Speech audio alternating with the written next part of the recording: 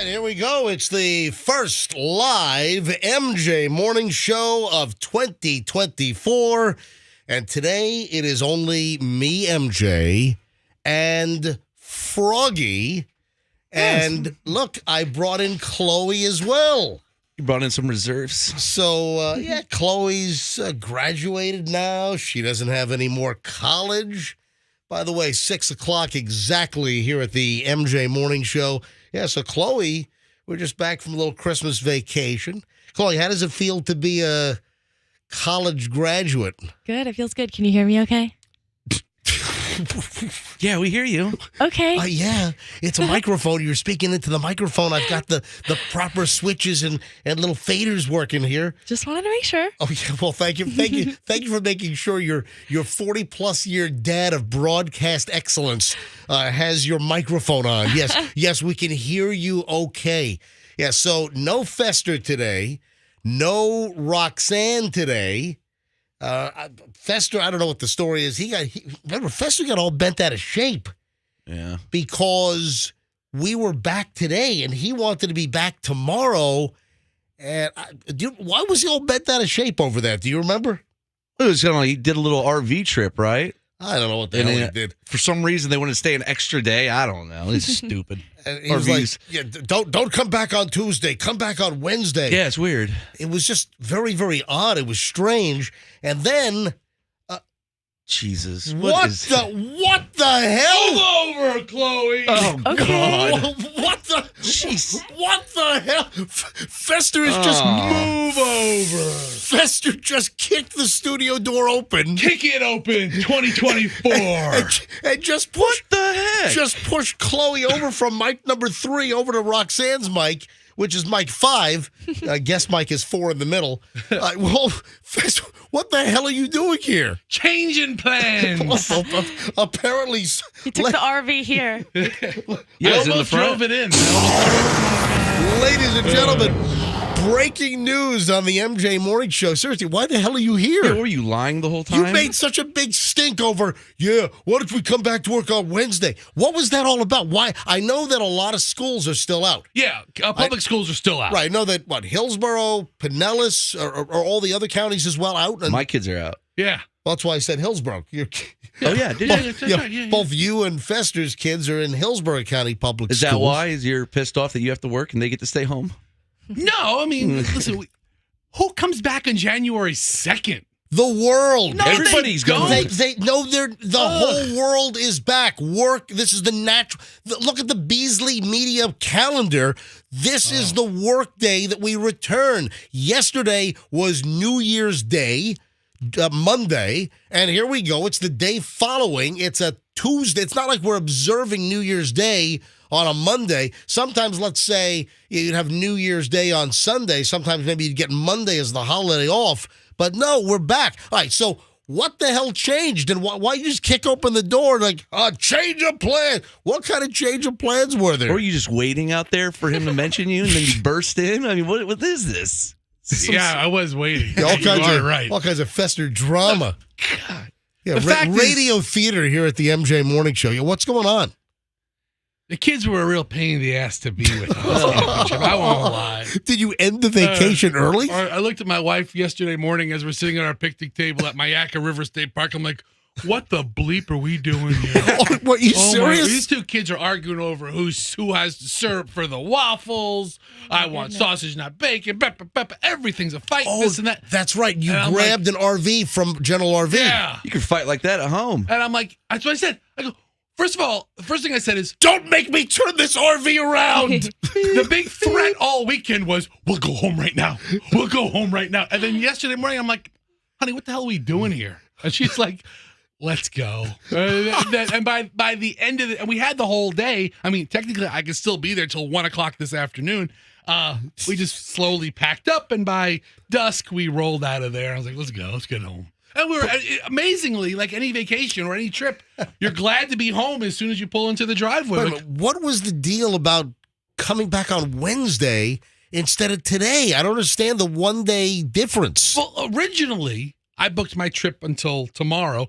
I don't see the point of coming back on January 2nd. Seems so early.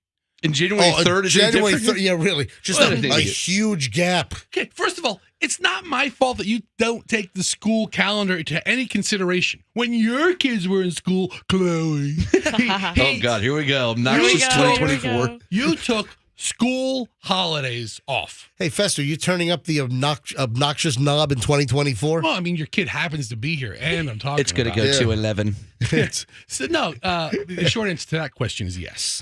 Yeah, we know. Excellent. No, I'm Fantastic. glad to be here. All right, so Fester's in studio. Froggy, I was just expecting to do a show with Froggy today. Yeah, I was excited about that. Thanks for Chloe- ruining it. Yeah, Chloe is special. Chloe is special guest. And then Roxanne, is she going to surprise us and walk in as well? Hey, guys, I'm here. Well, guess what? She'll be here after 7 because the whole FOMO thing's going to kick in. Oh, Fester's there. I'm not there. So I don't even know where Roxanne is. I know that she had a little bit of a nightmare getting to the Bahamas late last week, or I don't know what the story is, but she was going to the Bahamas. Anyway, she sent the note, hey, if you want to call me, guys, you can. All right, maybe we'll call Roxanne later on. Her flight's at 10 a.m. Oh, she's leaving the Bahamas. How do you know this? So I know everything. Wow. If you're just tuning in, that female voice is little Chloe. Chloe, my daughter, new college. I was just talking about her college graduation. So, Chloe, how does it feel to be a college grad? Good. Feels And good. I mean, it was just yesterday that you were like a little pissant at Shorecrest. Oh, So what do you do now? Like, are you just looking for a job now? Like, what's next? No, I never I'm- graduated, so. I'm retired. Oh, nice. Yeah. Yeah. it's- Just living listen. off in my parents' house for fun. Well, no, it's interesting that you asked that because Thank Chloe has applied for a couple of things. Chloe applied to teach Japanese. Well, I guess I could say that. Chloe's applied to teach Japanese students English. I wanted to say Chloe's applied to teach English in Japan, but I guess I could have corrected myself on the fly. But no, Chloe has applied for something called the JET program, which you teach Japanese students either in elementary, middle, or high school over there, that you teach them English. And it's like a whole year assignment. So Chloe signed up for that. Then also you did some internship application up in Washington, D.C. And all of this is intended to be like a gap year Right. before Chloe applies for law school. So is that still your plan to go to law school? Yep. I don't know about D.C. That's a different kind of area. Yeah. Anyway, the internship is really kind of a cool internship if she gets that. All right, we're just getting rolling, folks. It is a busy Tuesday morning. It's Tuesday, feels like a Monday. It is the first live MJ morning show of 2024, and Fester has made an appearance. Big surprise. Hey, how was the RV that did you have to like get permission, or you just grabbed keys and took an RV off the lot? They won't miss it until like at least, I don't know, next Friday. You look like, actually, you look fatter. Froggy, really? I just gonna That's Fester's New Year's resolution. Is get bigger. My winter coat is in full effect right now. But no, it was a great trip. Good all trip. right. So Fester, his real job these days is working at General RV. I guess, is that one of the perks? You can just borrow an RV off the used lot, or did you grab like a brand new $500,000 model? I got the $500,000. Oh, it looked nice. Yeah, real nice. Ooh, riding in style. Just getting rolling here. It is a busy Tuesday morning on the MJ Morning Show. Lots of stories, lots of surprises, lots of things to get to. I got to, I haven't done like this type of talking now in over 2 weeks, so I've got to get my mouth in gear again. I'm like, blah, blah, blah, blah, blah, blah, blah. So back in seconds, folks. Don't move. Let's grab traffic. Is Pat back from vacation, or is he taking a gap day as well? All right, traffic's on MJ Morning Show. Back in minutes.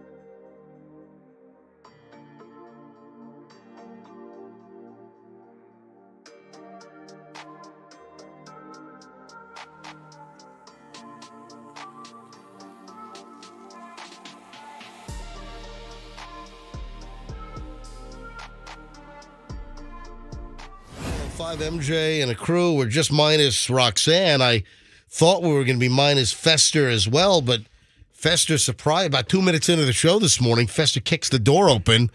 I'm here, change of plans. So Fester is here. So we're just down Roxanne. But to fill that female void, I brought in Chloe this morning. So I thought it was just going to be me and Froggy and Chloe. And then Fester made a big surprise. Hey, I'm glad you're here, though, because I've got a large person roller coaster story, which I really want you to weigh in on. Maybe I should really want you to. Yes, I'll be happy to weigh. I'm an expert on that. I want you to weigh in. Hey, Andrew, are you waving your hand in there? Did you raise your hand? Oh, all right. Andrew's on the phone. I don't know. Do I have to take a call here or what? Andrew's like sticking his hand up. I don't know what the hell's going on. All right, so folks, I want to make the first official announcement now live that we have something massive. So you, the early crowd here at 6:20 on a Tuesday morning, January 2nd, 2024, you, the MJ Morning Show crowd that listen early, you're going to get the full scoop here first. I don't even know if I told the whole crew. Fester, did I tell you what's going on next week? No, I had to maybe piece some of it together during promos of the best of. Okay, so Froggy, did I tell you what was going on? Did I tell anybody what was going on? This kind of got put together quickly toward the end of the year. This is humongous. This is huge. Starting next Monday, next week, you know, we've given away the tablets, the laptops, you know, thanks to Don, the IT guy. We had 2 college brothers moving in storage. They helped fund some of the tablet giveaways recently. Then we just gave away the laptops just before Christmas. I mean, we gave away the dash cams. We've been really, digging deep. We've given away some good crap. We've given away some serious stuff. Let's not forget the rice cookers. That's right. Hey, listen, gave The away best one. Listen, people love those rice. Dude, you're laughing. I get emails from some of the listeners that won the rice cookers back in September during National Rice Month, and Zojirushi, the best name in Japanese rice cookers. And listen, the Japanese know their damn rice. Oh, did you see there was a huge earthquake in Japan? Mm-hmm. And it was affected, Chloe, What? where I have a picture of you with your little hat on. Oh, my rice. Kneeling in the rice paddy in Niigata. Yeah. Oh, wow. Yeah, so we were in Niigata. Remember, also, the trip prior, the year before, I think it was 2018. Mm-hmm. Remember, we were in Kyoto when that earthquake happened, where the epicenter was between Osaka and Kyoto. Right. We were in a hotel. Do you remember that? Oh, I remember that. I actually saved the day. I wasn't feeling too well that morning, and we could have been on a train at the time of the earthquake. Oh, that's true. And that could have been worse. It You're could a have hero. It could have been derailed. So yeah, I don't think any trains everyone were. was thanking me. I was literally It could a hero. have been derailed, but it wasn't. Hey, I've been in Japan with the family during an earthquake, and we were on the 4th or 5th floor of a hotel. We were on the top floor, and I remember it literally wobbling. Oh, the whole place. We were upstairs, like, what the hell's that? I rode the earthquake ride at Universal Studios once. Yeah. And that was quite frightening. Thank you, Froggy. Quite frightening. Yeah, there was like a big 7.5 earthquake on the west coast of Japan. Anyway, back to the big news. Huge news, MJ Morning Show. So we have great sponsors on the show. I've got great endorsement clients that have stepped up to help fund some of these big giveaways. Well, guess what? This is huge. Oh my God, I think I know what it is. What is it? Is it the Hal Herman plushie doll? Yes. We're doing that. Is that it? No, it's not. Oh, damn. I thought you were going to say, How could that? We haven't even talked about manufacturing. So Froggy hits me up over vacation. No, I got hit up by numerous people who wanted it because they saw the mugs and thought they were tumblers. tumblers. How the hell do you come up with Hal Herman plushie dolls? We got to order 1,200. We're not. That's the minimum order. Yeah, and how much is the manufacturing cost for each one? I need to delve into that. Oh, yeah. But if there's any manufacturers out there, we want to get this Hal Herman plushie doll going. But I'm sorry, that's not the announcement. Sorry. Oh, my God. Anyway, can I get back to the freaking announcement? Please. The big announcement is this. Beginning Monday, all next week on the MJ Morning Show. So this starts Monday, January 8th. Coming up Monday, we're going to give away a $1,000 cash every single hour. Every day next week during the MJ Morning Show. And Stacy Kemp from the Kemp Law Group. Accident or fall, you call Kemp Law. They're sponsoring this. $1,000 an hour. Now, let me be crystal clear here. This is not one of the national radio contests that all the media groups do, whether it's Cox Media, whether it's iHeart, we're the Beasley Media Group, where you hear, text the keyword, blah, blah, blah. And listen, people really do win those contests. We have a lot of local winners when we do those text contests among our stations. But you're competing among listeners from all the different radio stations across the country for that broadcast group. People do win when you hear those cash contests. The difference here is this is local only. This is the MJ Morning Show only. Only listeners to the MJ Morning Show starting next Monday, 6 a.m. We're going to do it like tablet tag. We're going to do it, we'll call it, cash tag. But I got to come up with a name for it. But it's going to be the deal where you have to know the previous hour's winner's first name. And then if you're the right caller, you'll win the $1,000. I mean, talk about the right time. Right after the holidays, imagine having a grand in your hand to pay off some of the bills coming in from the holidays.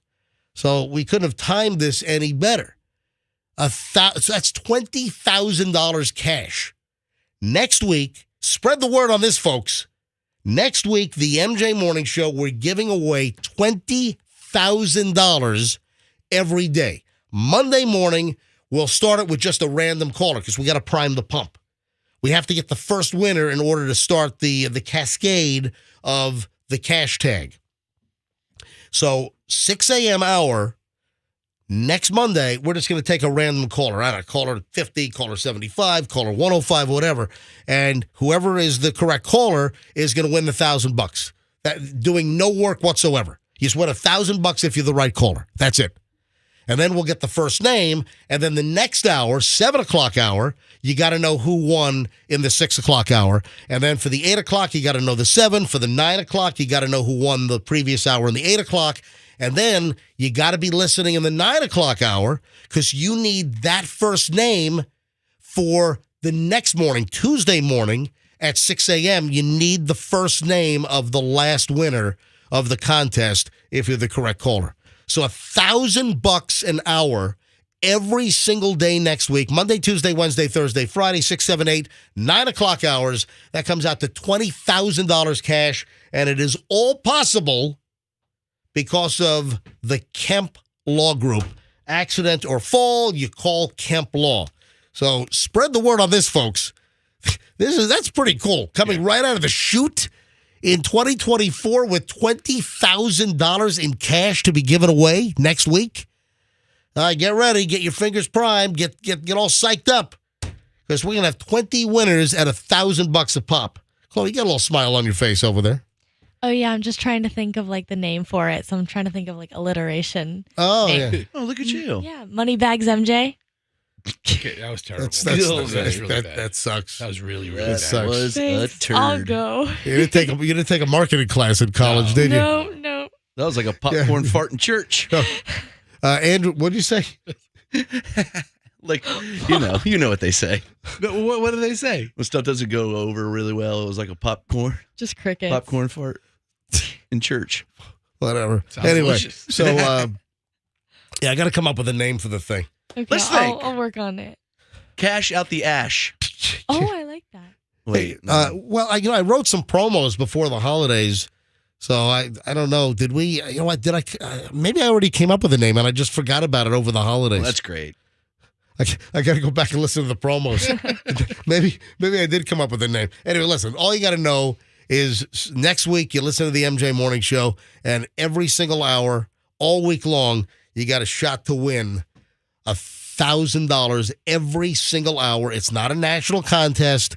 This is Tampa Bay listeners only listening to the MJ Morning Show here on Q105. Stand by. Hey, I got a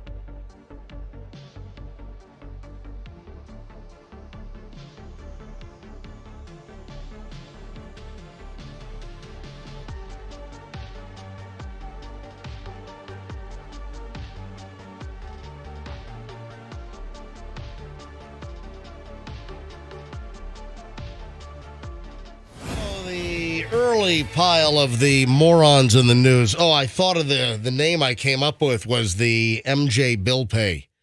That had a little bit of rhyme to it. The MJ bill pay. Listen, I gotta get my brain. About the MJ payday. That's stupid. MJ payday. I mean, there were a couple of things that were kicked around. So I think, but the deal is that we're technically, hey, $1,000 pay your bills. So starting next week, $1,000 every single hour, all week long. Thanks to Stacy Kemp and the Kemp Law Group.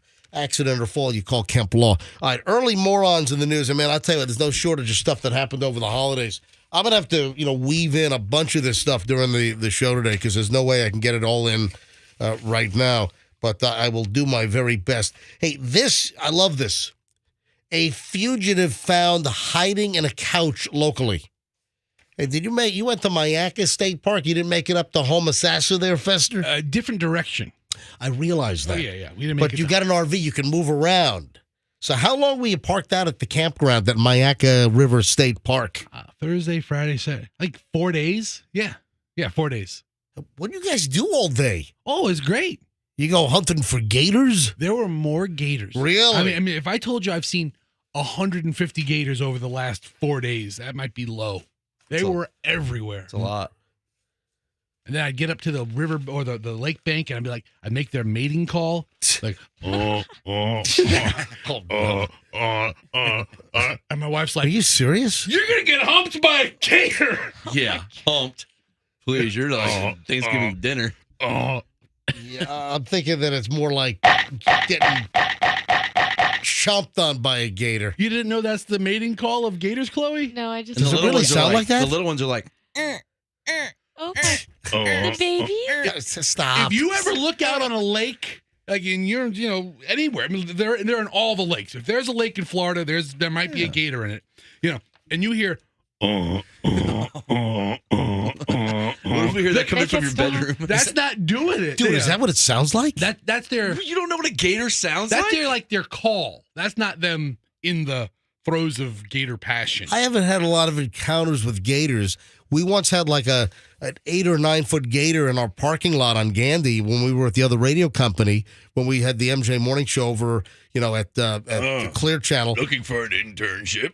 Now there was a gator that got out of that retention pond where like the Leroy Selman crosstown kind of loops around. Something crossed Gandy, crossed the railroad tracks, and we had an 8 foot gator, 9 foot gator in our park. Remember that? Yeah, of course I remember that. Trapper had come out. It was chewing on car bumpers of some of our sales weasels. It bit Dave Mann's leg off when he was tanning in the back. All right, early morons in the news. So this is out of Homosassa. Gotta love this story. A woman wanted because of a violation of the conditions of her freedom was found hiding inside a hotel couch. Those sleeper couches. Tell you what. Yeah. You could actually, it's like, what do they call them, a hide-a-bed? If you hideaway bed? You fold up that mattress, there's a surprising amount of room in there. Hideaway fugitive. Yeah. Stacy Usher. Stacy Usher, who's 39 years old, was arrested. This was last year. Last year was arrested because she was selling fentanyl. Jeez. She sold it to a police informant. This is up in Citrus County, Homosassa area, right? So Usher pleaded no contest to 2 felony counts, and she was sentenced to 24 months of probation. So she was selling the fentanyl. She was hit with this is ridiculous. So she was hit with probation. You sell fentanyl to an undercover informant, who then obviously told the sheriff's office up there in Citrus County. So she goes to court, and the sentence was 24 months of probation, and then she had to fulfill drug offender conditions as well. She had to undergo random drug testing. She could not consume alcohol. This is a whole list of things that she had to abide by, and well, she didn't, right? So she was then accused, this is late October, she was accused of violating the terms of her probation. So then a judge up in Citrus County issues a warrant for her arrest. And she was begging, please don't violate me. Please don't violate me. Anyway, bottom line is that she was going to be sent to prison. She violated her probation agreement, so she was going to be sent to prison. They finally caught up with her, and she was hiding in the Bella Oasis Hotel in a room inside a couch. How the hell do you get in a couch? Yeah. I can't figure this. You have to see the picture, Froggy. I mean, she's wedged in the back area where the 2 mattresses might fold. Oh my God. I mean, and there's an image of the Citrus County deputy sheriffs pulling her out of the couch. It's like this whole couch fold where she jammed herself inside. So she was finally caught, at the Bella Oasis Hotel. Oh, that sounds lovely. Which, by the way, the Bella, can you look that up, please? Let me see what the Google rating is on the Bella Oasis Hotel, because they bill themselves, they call themselves the best hotel in Homosassa, or Homosassa Springs, technically. Oh, it's got a 3.2 on Google. 3.2, Bella Oasis Hotel. Not a very high score. Yeah. Don't tell me out of 10. No, out of 5. Oh. 4 weeks ago. Whoa. Hold on. Froggy, you don't know how Google reviews work? I don't rely on Google reviews. I'm old school. I go by word of mouth. Dude, no, seriously, you didn't know that the top score on Google's 5 star? No, and why are you judging me about it? Who gives a turkey? Because I thought everyone knew that Google operates on a 5 scale. Well, I'm not like everybody else. I'm dumber, obviously. 4 months ago on Google reviews, checked in, had blood stains on my bed sheet. Oh, my God. All right, hold on a minute. Hold on. Other people love it. Other people say it's great. Hey, hang on a second. Hey, we'll go to Fester reading the Google reviews for the Bella Oasis Hotel in Homosassa Springs in a minute. Let me just finish the story here. So she's found inside the couch. And there's a photo of the cops like pulling her out of the couch. It's unbelievable. She tried to hide from deputies. Yeah.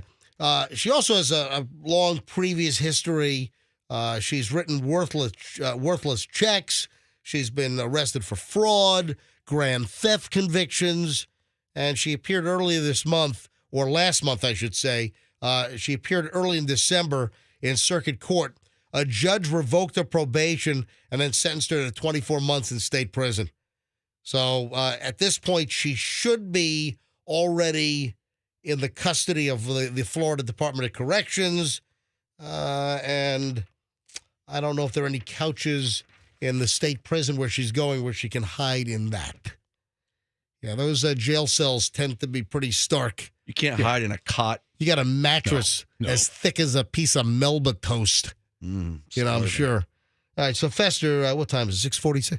All right, so go ahead and share some of the reviews from the Bella Oasis Hotel in Homosassa where she was hiding in the couch. From 2 months ago. Stayed in room 202, infested with German roaches. Oh, my God. How did they know they were German? Hang on. That's right. Listen, it's easy. Listen, we've got the typical, the palmetto bug or we've got that big roach. The German cockroach is much smaller typically and kind of has like lines on the back. Yeah. Yeah. It's easy to tell the difference between a Florida cockroach. How about a Russian? I know, I was going to say they probably said Walking Guten Tag. Walking very fast. All right, so roaches in room 202. What's next? Again, roaches, rude service, broken bed, dirty comforter, and cigarette burns. Oh, that's not that bad. Yeah, God, that place sounds awesome. That's a review from Victor Lopez 3 weeks ago. I mean, this is fairly recent stuff. Oh, yeah. What's the next one here? Not everything's very clear on their website. $100 deposit was never returned. My husband and I were there with our 3 children in Fort Myers. It was a total dump. Okay. So listen. Hold on. Does it say that? The Bella Oasis. No. Did you say? I see. My husband and I here were 3 weeks ago. I don't want to get into the whole. That doesn't say total we booked dump. 2 rooms for one night, adjoining rooms, room 139 and 141. While booking, the lady spoke with said the rooms were recently renovated. This goes on and on. Listen, some of them are funny. Oh, hold on. Stop. Let me handle this. Hold on a second. Just you're missing the good spot. The hotel is the most disgusting hotel I've ever been in. Both rooms were filthy. Room 139 was worse than room 141. There were hairs in the bathtub, stains on the bedding, food on the floors that were never vacuumed. Everything is old and outdated. Carpets stained and torn. When taking a shower, the tub completely fills up and doesn't drain properly. There is nothing renovated about these rooms. Whoever they are or have cleaning these rooms needs to be fired because they do not know how to clean properly. Oh, my God. These are rough reviews. Yes, that's why they have a 3.2. And people are putting pictures. Oh. Well, I guess this is the place where the woman was hiding in the couch. Citrus County Sheriff's Office put a picture up of this lady getting popped out of the sofa sleeper. The last place I want to sleep in or hide in a couch is that place. Imagine all the amoebas and. It is the dirtiest looking couch I've ever seen. Yeah, the couch has. Are those like mattress spring rust stains? Yeah, because the cushions are gone. Yeah, the cushions are off, and underneath the cushions, what type of wet liquid was on this sofa bed for the springs to rust? And you got the zigzaggy, squiggly mattress springs that are rust-stained underneath the cushions on the fabric below. That's unbelievable. Let's take 3 guesses on the liquid. Well, body juice. All of them. Could Stacey Usher. Could be urine. Oh, Could it be. definitely Could be. looks like it. Yeah, certainly could be. You're right. In fact, I believe the Citrus County deputies, when they found her hiding in the couch, they said, "You're in trouble." Ooh, you need the CSI music after that one. Looks like you're in trouble. I got a sec. You ready, Frog? You want to set that up for me here real quick? Yeah. Go ahead. Well, look at this. She's definitely. Wait, damn it. I Dude, blinked you it up. screwed up the Come line. All right, you do it. You do it. You'll do better. You do I'll better. do it. So they find Usher Yes. hiding in the couch in the, what's the name of the damn place? Bella Oasis. The Bella Oasis Motel in Homosassa Springs. And there's all kinds of rust stains. Could be urine. So they pull her out of the couch and they say, "You're in trouble." That was good. Is that what you're looking for? Real good. That's what you're looking for. Was she hanging out half of it? Was she like hanging out of it when they found her? No, like half hanging out? they pulled her out. Oh, She was completely in the couch. From the fold, man. It was like she was coming out of the couch womb. Yeah, she was being birthed. That's what birth, birth Yes. from a couch. A dirty, dirty couch. You're in trouble. Man, she consumed a lot of our time there. I still have like 38 other morons in the news stories I got to get to this morning. All right, 6:51 at the MJ Morning Show. Now, we got a lot coming up. Any vacation stories, Froggy Fester? I got a few things we got to deal with. I put up a video early yesterday morning that is on fire on my Instagram involving Chloe and something that was well out of date. We'll get into that coming up in just a bit. As I look, and New Year's Eve stuff, New Year's related crap. We'll get into that. There was one Powerball winner last night, so you can, quit fantasizing about winning the $800 million because there was a winner. Back in minutes, folks. Don't move. MJ Morning Show here on Q105. Hey, you know what?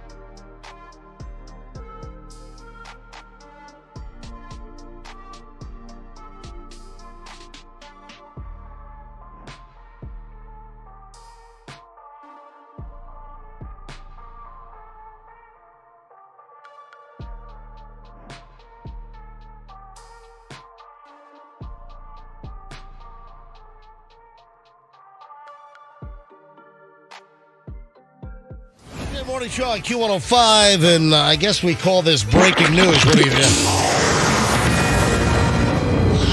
Yeah, I hit the wrong button here on the sound effects machine, so I was trying to hit my breaking news button. Hey, listen, first day back from vacation. I don't know if this signifies breaking news. What do you think? Yeah, I don't think that's a breaking news button. Yeah, but this is. Yeah, this is just rolling out a short time ago. A Japan Airlines plane burst into flames after a collision at Tokyo's Haneda Airport. Chloe, that's where we flew in and out of the last couple of times that we were in Japan. Right, we got airport sushi. Oh, that's right. It was so good. Yeah, no, it was, yeah. You get sushi in an airport in Japan. That's some good. They had a whole sushi bar with like sushi stand up sushi bar. Oh, it was fantastic. You're right. Yeah, you want to talk about a difference between Chloe and Roxanne? Chloe gets Japanese sushi in Japan. Roxanne gets Japanese sushi in like Charlotte Airport. Yeah, there you go. So if you're wondering, Chloe's in today. Roxanne's out. Fester was not supposed to be here. Fester was supposed to be back tomorrow. Then Fester surprised us all by jumping in. But so I thought it was just going to be Froggy and me today. And I brought in Chloe to help out because Roxanne is not here, but Fester showed up. All right, so this just broke recently, last, I guess, 30, 40 minutes or so. All 379 passengers on a packed Airbus A350. Is this JAL? Yeah, Japan Airlines, JAL, which is a really good airline. And apparently there was some type of a collision with a Japanese Coast Guard aircraft that was going to assist with earthquake relief over on the west coast of Japan. This video, these pictures are unfreaking believable. Thick plume of black smoke rose over an airport runway in Japan Tuesday after a Japanese aircraft collided with a Coast Guard aircraft and burst into flames. Live footage on public broadcaster NHK showed Japan Airlines passenger plane JAL 516 on a runway at Tokyo's Haneda Airport with flames coming out of its windows shortly after the plane was entirely consumed. The Coast Guard aircraft pilot escaped, but 5 crew members were killed. So this sounds like a runway incursion accident where the JAL plane or the Coast Guard plane crashed into, I don't know, it's going to be a while before, obviously, there's an investigation and results are out, but sounds like 2 planes in the same place at the same time, and that's not good when it comes to aircraft. No. A Japan Airlines spokesperson said more than 300 passengers were on board when it caught on fire. All 379 passengers and crew ultimately escaped from the plane. That is unbelievable. An official confirmed that a Bombardier Dash 8 Coast Guard plane was involved in the collision. Man, look at the pictures. This A350 is gone. It is like totally gutted with fire. Those are expensive aircraft. The A350, that's in the competitive class with the Boeing 787. Which these are both state-of-the-art aircraft. State-of-the-art, both. Everybody knows. What do you mean, a wise ass over there, Froggy? No, I mean, airplanes are so awesome. And cheap. Hey, the A350 is a nice... I've been on an A350. I've been on a 787. They're comparable aircraft.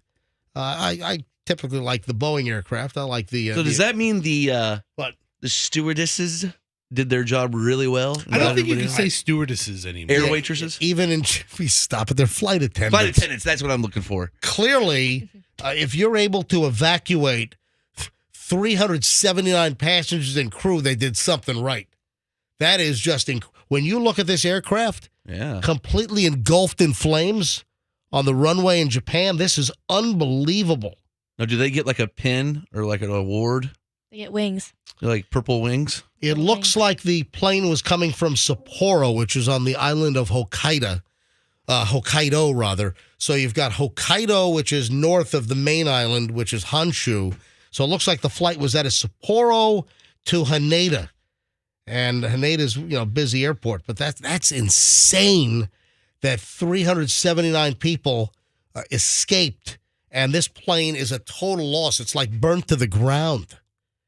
When you look, the whole fuselage is gone with the photos that I'm seeing in, with the fire still raging before it was put out. That is absolutely nuts. All right, 7:07 at the MJ Morning Show. If you missed the big news starting next week, Monday, Tuesday, Wednesday, Thursday, Friday, next week, giving away $20,000 cash. And that breaks down to $1,000 every hour, every day next week on the MJ Morning Show. It's the MJ Bill Pay, going to help you pay your bills after the holidays. Hey, those bills are going to start rolling in for the Christmas gifts, folks. And if you'd like an extra $1,000, thanks to the Kemp Law Group, who stepped up and helping us with this promotion here, we're giving away $1,000 every single hour starting next week. So Monday morning at 6 a.m., we're going to give away the first $1,000. And I want you to be very clear on something, folks. This is not one of those national contests where you text in a word or something. No, this is local only, MJ Morning Show only. We'll take every single winner live on the air and find out exactly where they're calling from. So $1,000 every hour starting next week. Monday, Tuesday, Wednesday, Thursday, Friday, 6, 7, 8, and 9 o'clock hours. The only thing you need to do is listen and know the previous hour's winner's first name, be the right caller, and the grand is yours. MJ Bill Pay coming up next week here on the MJ Morning Show, thanks to the Kemp Law Group. Speaking of money, there was a Powerball winner. Did you see this? Yeah, this was a big Powerball. Yeah, I guess one ticket was sold up in Michigan. Can you see? It was like some kind of place called Food Castle or something. That was the name of the city? That's an awesome name. No. I would love to be from Food Castle, dude, Michigan. No. Oh, my God. How fat You are look those like people? the mayor. I'm the mayor of Food Castle, Michigan. Fester. The name of the store was Food Castle. Oh, okay. I'm sorry. That's where the damn ticket was sold. Yeah, so if you had all kinds of dreams of winning, starting off the new year with $800 million, sorry, you are not the winner unless you purchase your ticket up in Michigan. It's something like Grand Blanc, Michigan or something? Yeah, it's near, I think it's near Flint. Yeah, Grand Blanc. Is it Grand Blanc or Grand Blanc? I don't know. I don't know. Blanc. What is it? Probably Blanc. I don't know if they say Blanc up in Michigan. I think maybe it's Blanc. I don't know. In Michigan, they probably say blank. I never, have you ever even heard of? Yeah, it's a town. Oh, you've heard of Grand Blanc? So is it Grand Blanc or Grand Blanc? It's Grand Blanc. It's Grand Blanc. Blanc Blanc. It's Grand Blanc with that Michigan high A. Yeah, where's the, here's the story. I got it right here. Powerball tickets sold at the Food Castle on East Grand Blanc Road in Grand Blanc, Michigan. Everything in that town apparently is named Grand Blanc.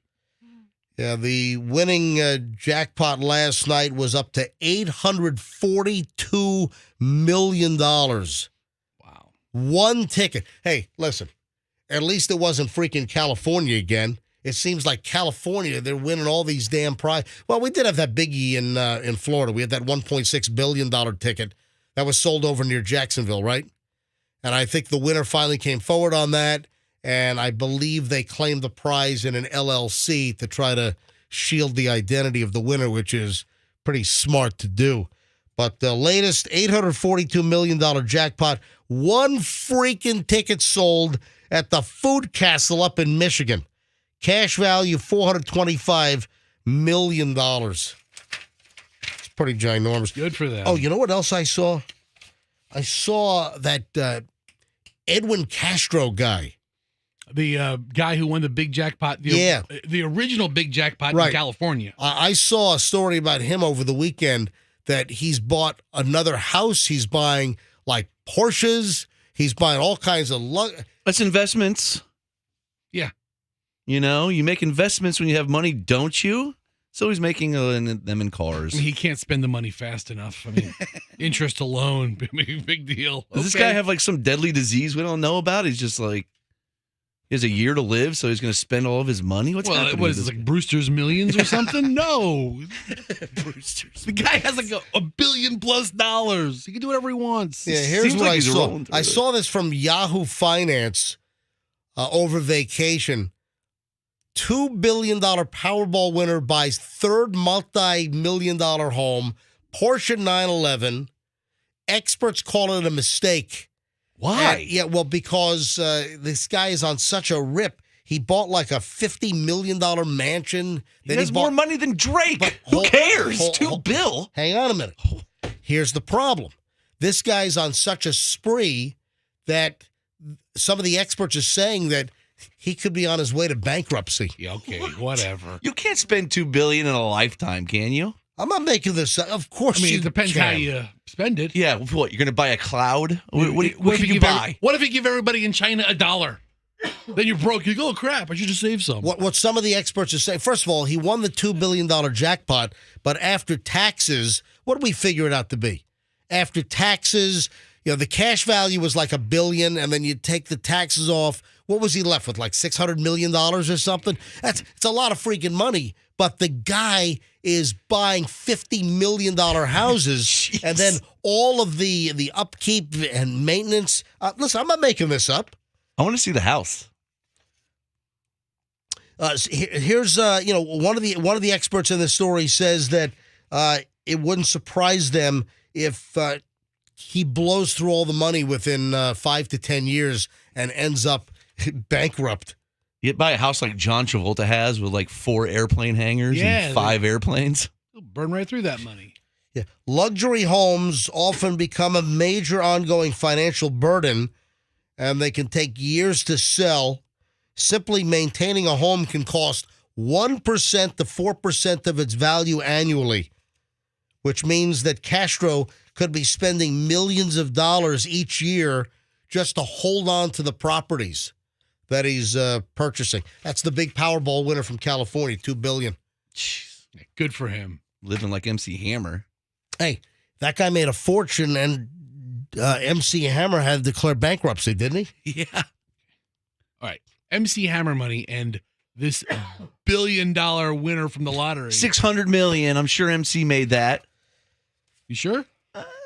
You sure? No, I don't You think. want to bet that? I don't think MC Hammer made that kind of money. But remember, he was spending extravagantly. Remember, MC Hammer even had like a gold MC? Yeah, it was a giant gold, solid gold MC that was embossed in the bottom of his swimming pool, apparently. Seriously, I'm not making this up. That's awesome. Good for him. And he had the world's largest collection of parachute pants, I believe. That's right. He had 700,000 pairs. Hey, so who's participating in Dry January? Let's find out after the break, because there's somebody associated with the MJ Morning Show that I really want to know if they're participating in Dry January. Anyone want to take a guess on that? Interesting. All right, hang on. That and more. The Chloe video from early New Year's Day. Chloe eating expired food by years. Ew, what's your problem? Or I should say, the best by date. Hang on. Full story and the video. It's all on the way on the MJ Morning Show here at Q105. Don't move, and we start an hour and 20 minutes of nonstop MJ next. Stand by. If you're looking...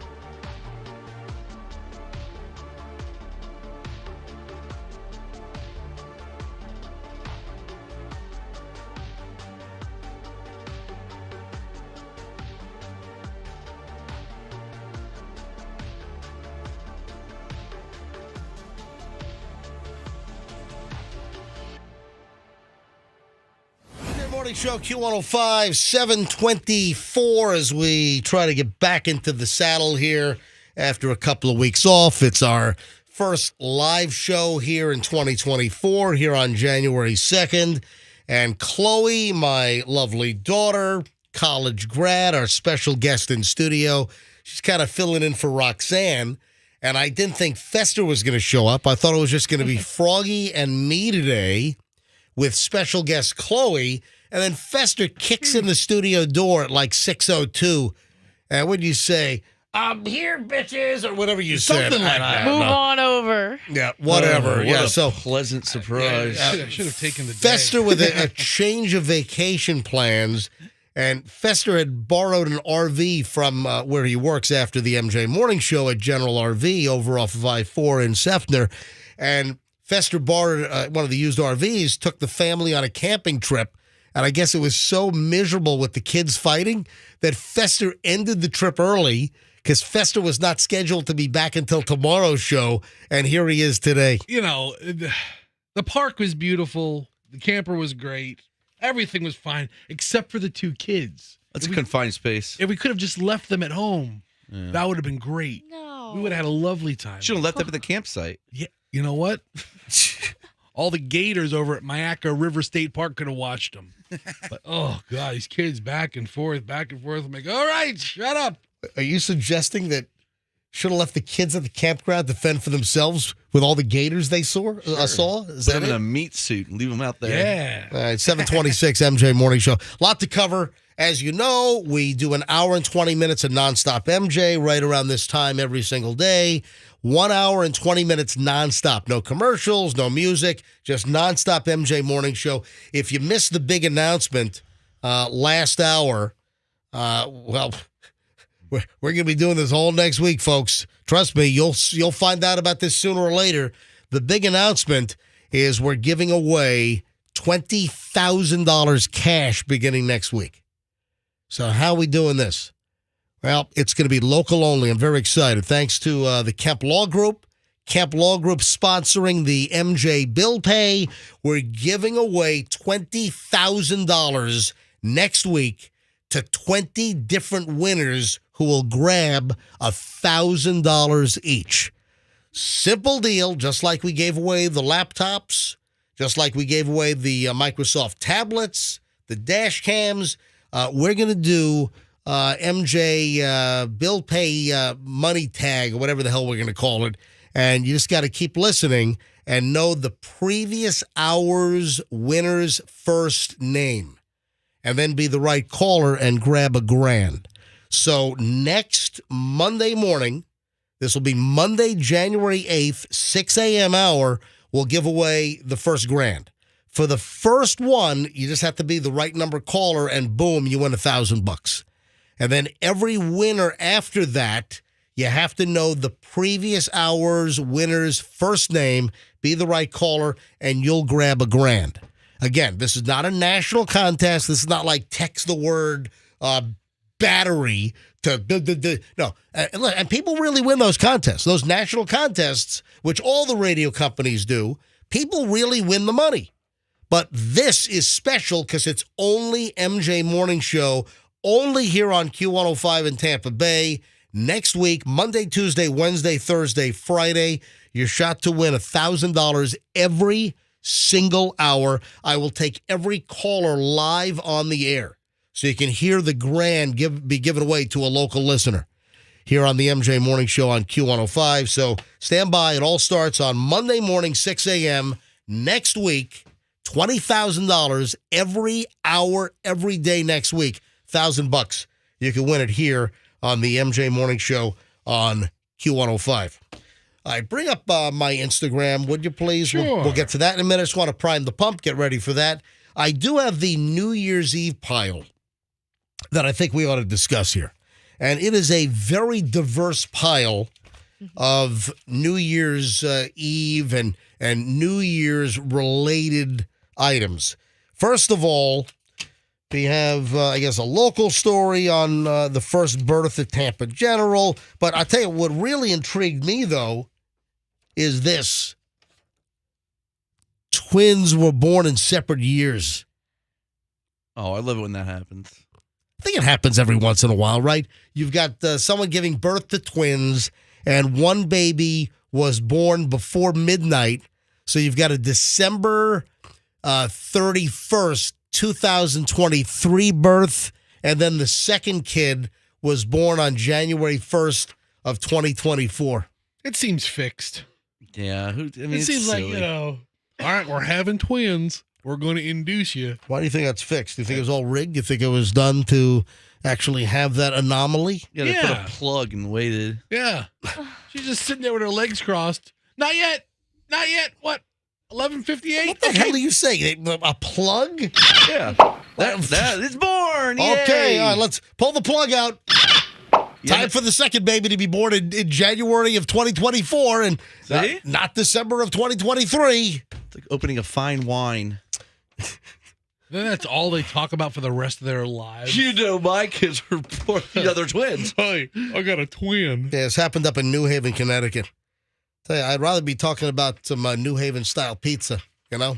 Mm-hmm. Some Frank Pepe, some Sally a pizza, modern a pizza, a beats. Sorry. Let's get back to the A kids. beats. Anyway, so mom has 2 kids, separate years. Great. And what's the one they do always? The first baby born in the year. Well, yeah, and I don't understand. Yeah, there's big stories. First baby born at Tampa General Hospital in 2024. Who cares? There's like a baby born there every 4 seconds. Yeah, come on. Cheesy. That's a little exciting, though. You know, Is it really? Hey, my wife spit this kid out at 12:01. Yeah, then New Year's Eve is always about that kid. Well, then, okay, this New Year's Eve, was one of the busiest wedding days in Vegas because of the date. It was 1-2-3-1-2-3.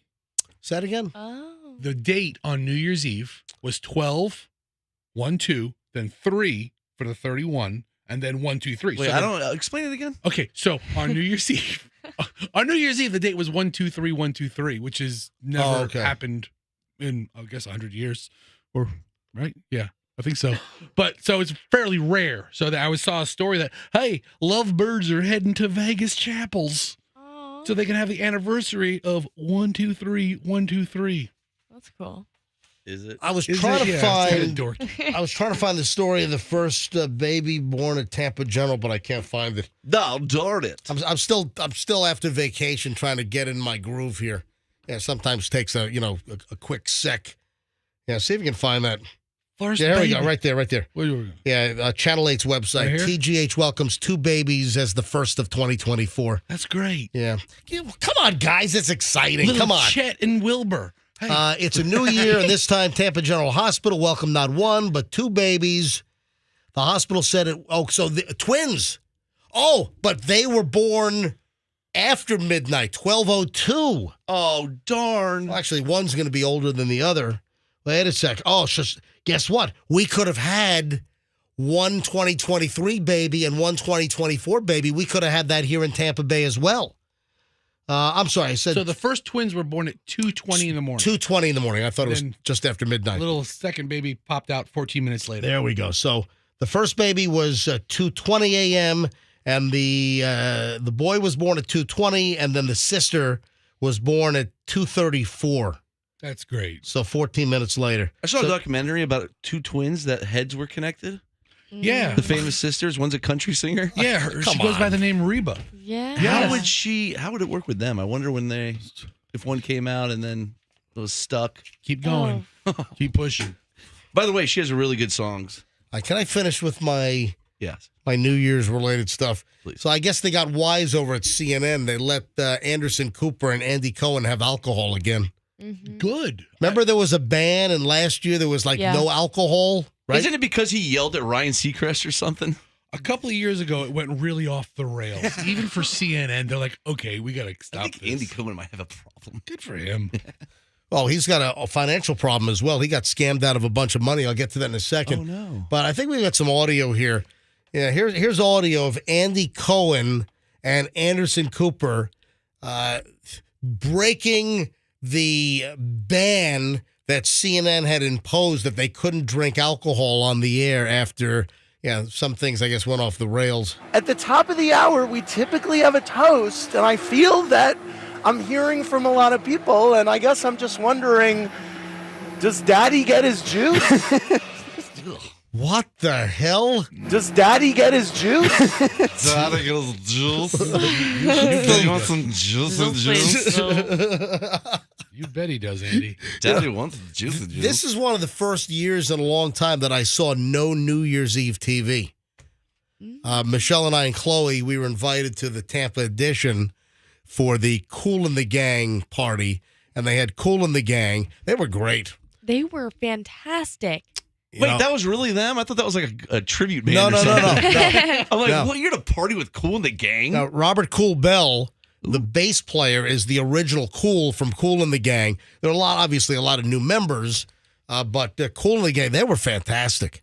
Wow. And look at you. The Tampa Edition Hotel is a nice place, obviously. That's where Lilac is, the Michelin-starred restaurant, and they invited us. We were invited as their guests, and had a fantastic time. Chloe, you like Kool and the Gang? Yeah, they were great. You know, I was just about to say, it was as if I was listening to them on like Spotify or like it was perfect. They were so good. I mean, all of the instrumentalists were amazing too. Yeah, the band was really, really tight. Hang on a minute. I got a little audio here I can play. Hold on.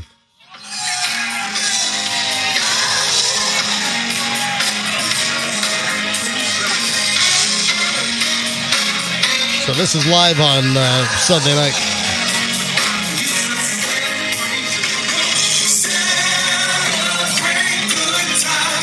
Now, I'll hold the picture up to MJTV. So Okay. you can see it. Listen, There You we didn't hear go. what happened on What? the Ryan Seacrest show? what happened? Dude, Jelly Roll was performing. Right? Stage broke. He's a big guy. No, it He didn't. fell on Ryan Seacrest. Ryan Seacrest died That is not true. due to Jelly Roll's body mass. What is this, Hal Herman headlines? What is? We should have saved that for later in the week. Froggy's doing Hal Herman headlines. I forgot about that. Yeah, we'll have Hal Herman headlines the first of 2024 coming up in just a bit. No, but we had a great time with Kool and the Gang. Technically, they did celebration after midnight. So that would have been already January 1st, early yesterday morning. We'll get into some interesting events post-concert. Chloe ate some extremely out-of-date food, which I noticed. Why did you ask me which pasta to cook? I was saving Dad, that. I was saving that for the dogs. Oh. Sir, hold on. Folks, if this sounds intriguing, I'll fill in the blanks in just a matter of minutes. So stand by. All right, so Andy Cohen and Anderson Cooper, they drank booze again on the air. Come on, that's what you want. You want them to be all loose, and you want crap to happen. You want some curse words to fly. Yeah. You want They just lose control and just make out. Exactly. That's what I So want. they were back to drinking. Oh, and speaking of Andy Cohen, what's his claim to fame? That Bravo TV show? What's So he has a very successful evening show. what's that Watch called? What Happens Live. Right. And he created that whole and then Bravo he, thing. He started all of the housewives, that whole empire of all these different Right. housewives and all these podunk cities. Oh, you know what I was going to say? That for the first time in years, I saw no New Year's Eve TV.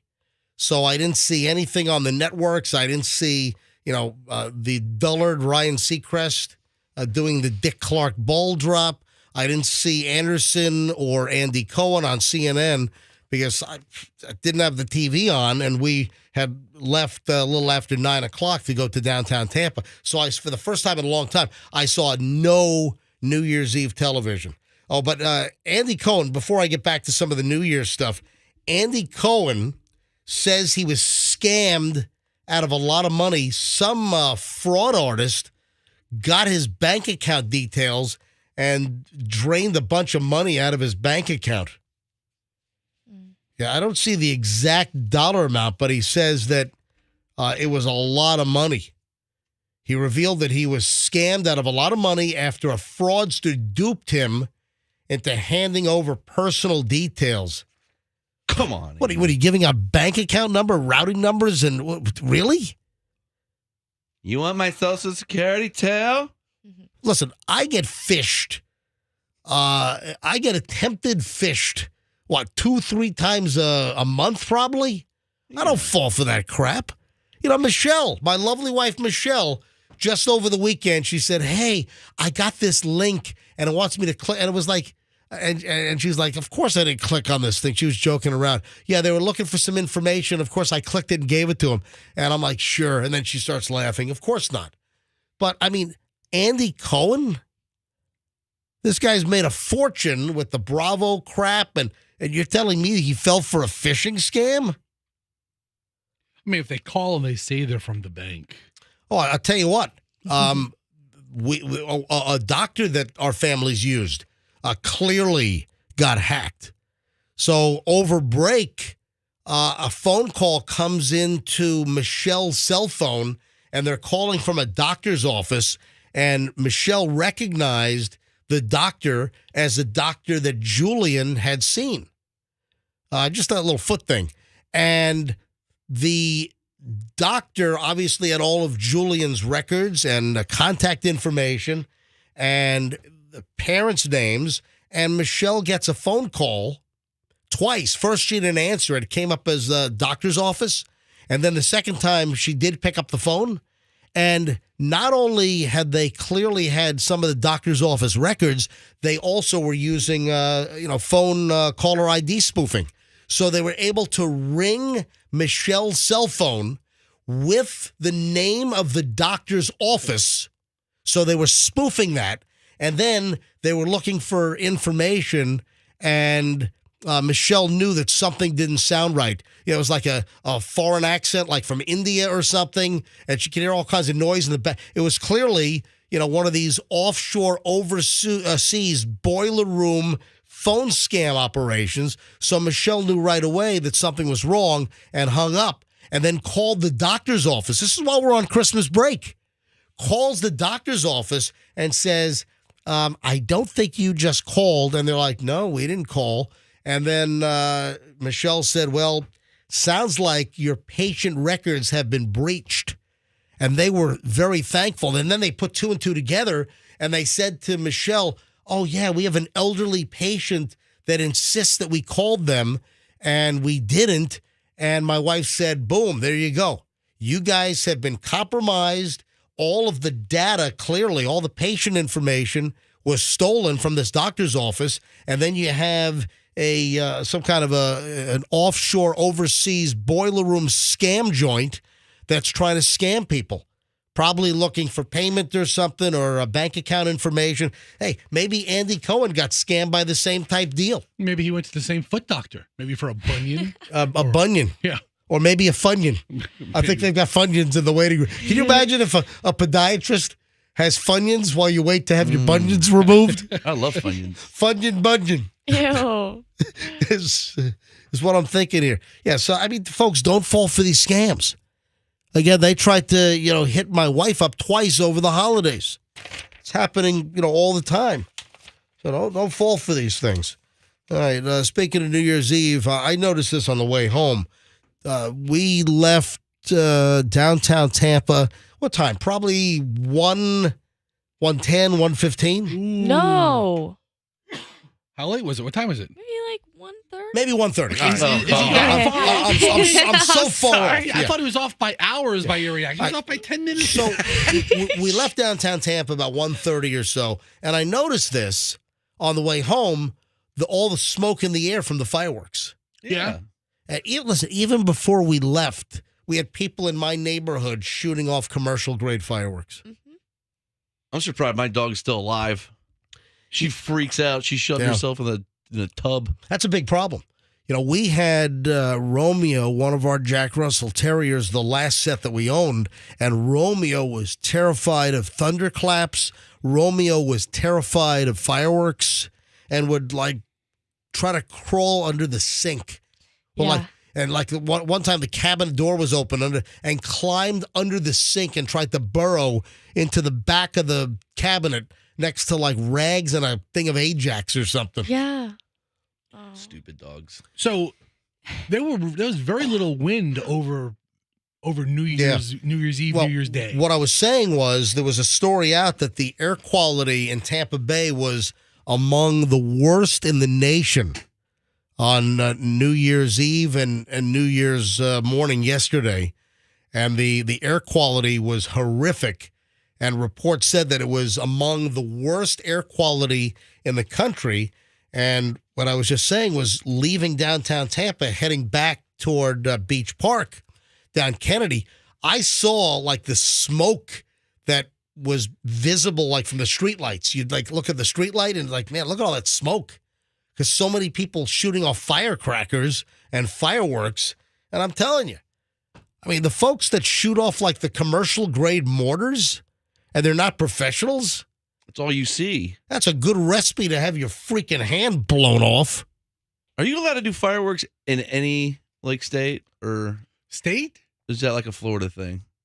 What do you mean? Different states have different laws. I don't think it's legal to shoot off commercial grade fireworks in a backyard in Beach Park. If you buy them from Galaxy Fireworks, Yeah. then they're not commercial grade. They're regular moron grade. Regular people grade.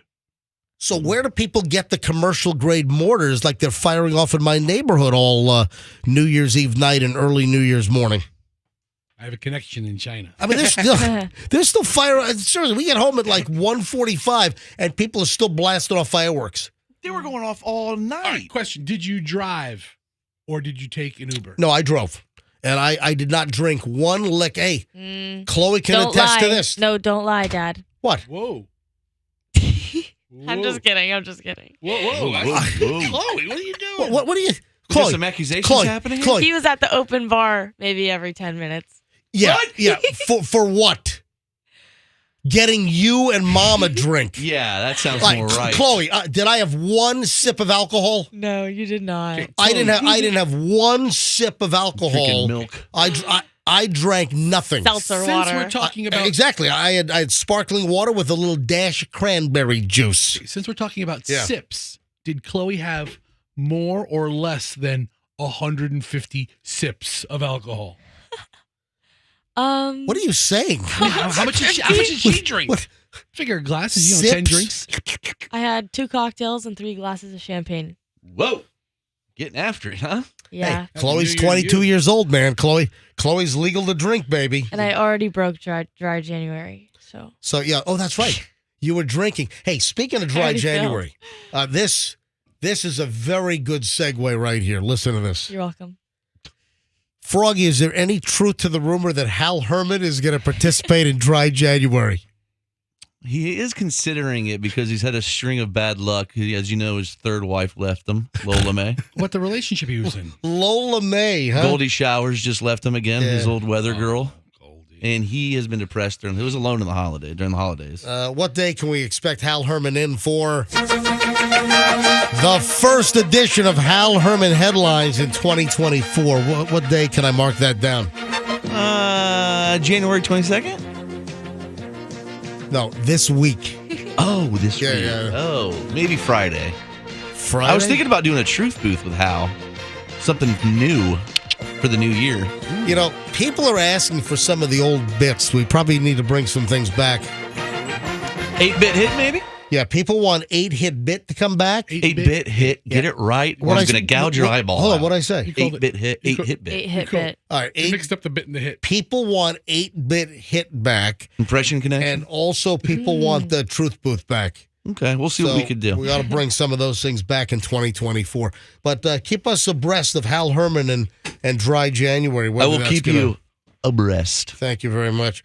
So I saw a report that most Americans are actually doing away with New Year's resolutions. They never work out, really, do they? Nah, I mean, listen, it's just sort of tradition. But, you know, there are certain traditions that are going, you know, by the wayside. I guess like rotary dial phones and everything. Yeah. The hell am I saying? Anyway, but seriously, I read a study that most adults in the United States have kind of just dissolved the so-called New Year's resolution. It's kind of cheesy. Yeah, what resolutions do they make? I'm going to lose weight Well, starting January that's 1st. probably number one. Hey, by the way, if you're watching MJTV, I want you to, maybe I should lift my shirt up. Oh, God, no. No. Don't do that. I feel sick. Well, viewers, pull the pants down. The reason, Andrew's threatening to shut off MJTV. No, if you're watching MJTV right now, and of course, we're on TV every morning. If you go to mjmorningshow.com and you click on MJTV, you can watch the live stream of us in the studio from 6 to 10 a.m., or you can go back at any point and watch the program. Listen, later this afternoon, or let's say you're like really bored at work, you know, noon, 1, 2, 4 o'clock in the afternoon. Just go to mjmorningshow.com, you click on MJTV, and you can even watch the previous show. Watch today's show later today on MJTV. Anyway, if you're watching MJTV right now, I want you to notice how let me back up a little bit. Yeah, back up further. I'm looking a little svelte here because I lost 8 pounds over break. And it's not that I didn't eat a whole lot less. It's just that I skied for 14 days every day, essentially, from 8:30 a.m. until 3:30, 4 o'clock. and I didn't break for lunch, so I burned a lot of calories. I believe my calories out were more than calories in, which, hey, that's how you lose weight. Guess what, folks? So I think I'm looking pretty good. I think I'm looking pretty svelte. I'm down about 8 pounds from skiing, and I can feel it. When I feel the front of my stomach. I mean, you can feel that there's stuff that's not there that was there before I went on break. You're just patting yourself on the back here, aren't you? I'm patting myself on the stomach. What do you want us to do? Agree with you? Because I think you look fatter than ever, just like Fester. Yeah, you want a cookie? Oh, wait. It's like cut your salt consumption. Looks like you're retaining some water. Hey, speaking of weight, I got to hit up Fester with the roller coaster story. We'll get to that here in just a minute. But New Year's resolutions, they really don't do much. What else was there? Oh, this is interesting. If you happen to have a 1996 calendar lying around, guess what? Recycle it. What, the days line up perfectly? Exactly, yeah. So if you have a 1996 calendar, that calendar works perfectly for this year, 2024. Everything, the leap year, everything. That's cool. Everything works out perfectly. So if you have a 1996 calendar, go green and reuse it. And don't buy, just cross out the 96 and just make it 2024. So that calendar still works. What else was there in the... did you see the car smashed into a St. Pete house on New Year's Eve? That sucks. Apparently it was like almost exactly at midnight. 5, 4, 3, 2, 1.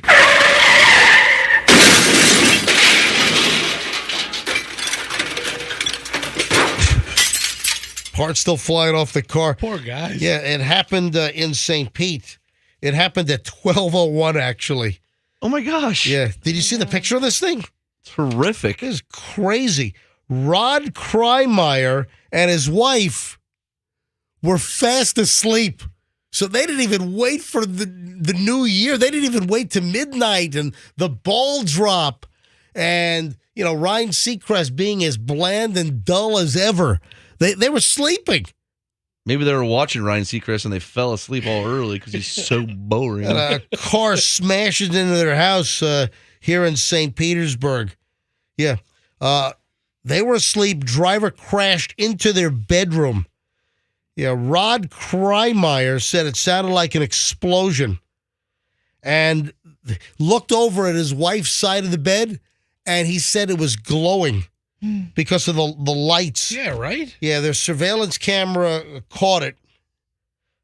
It doesn't say which street, though. Can you see what street this was on? Okay. Yeah, Channel 8's report does not have, where in St. Pete or what street it was on, which I think that's, important. Nah. I think that's important information. The who, what, when, where, why, all that stuff. But, hey, Happy New Year. For real. Oh, then one other New Year story. Blake Shelton was apparently caught lip syncing. Did you see this?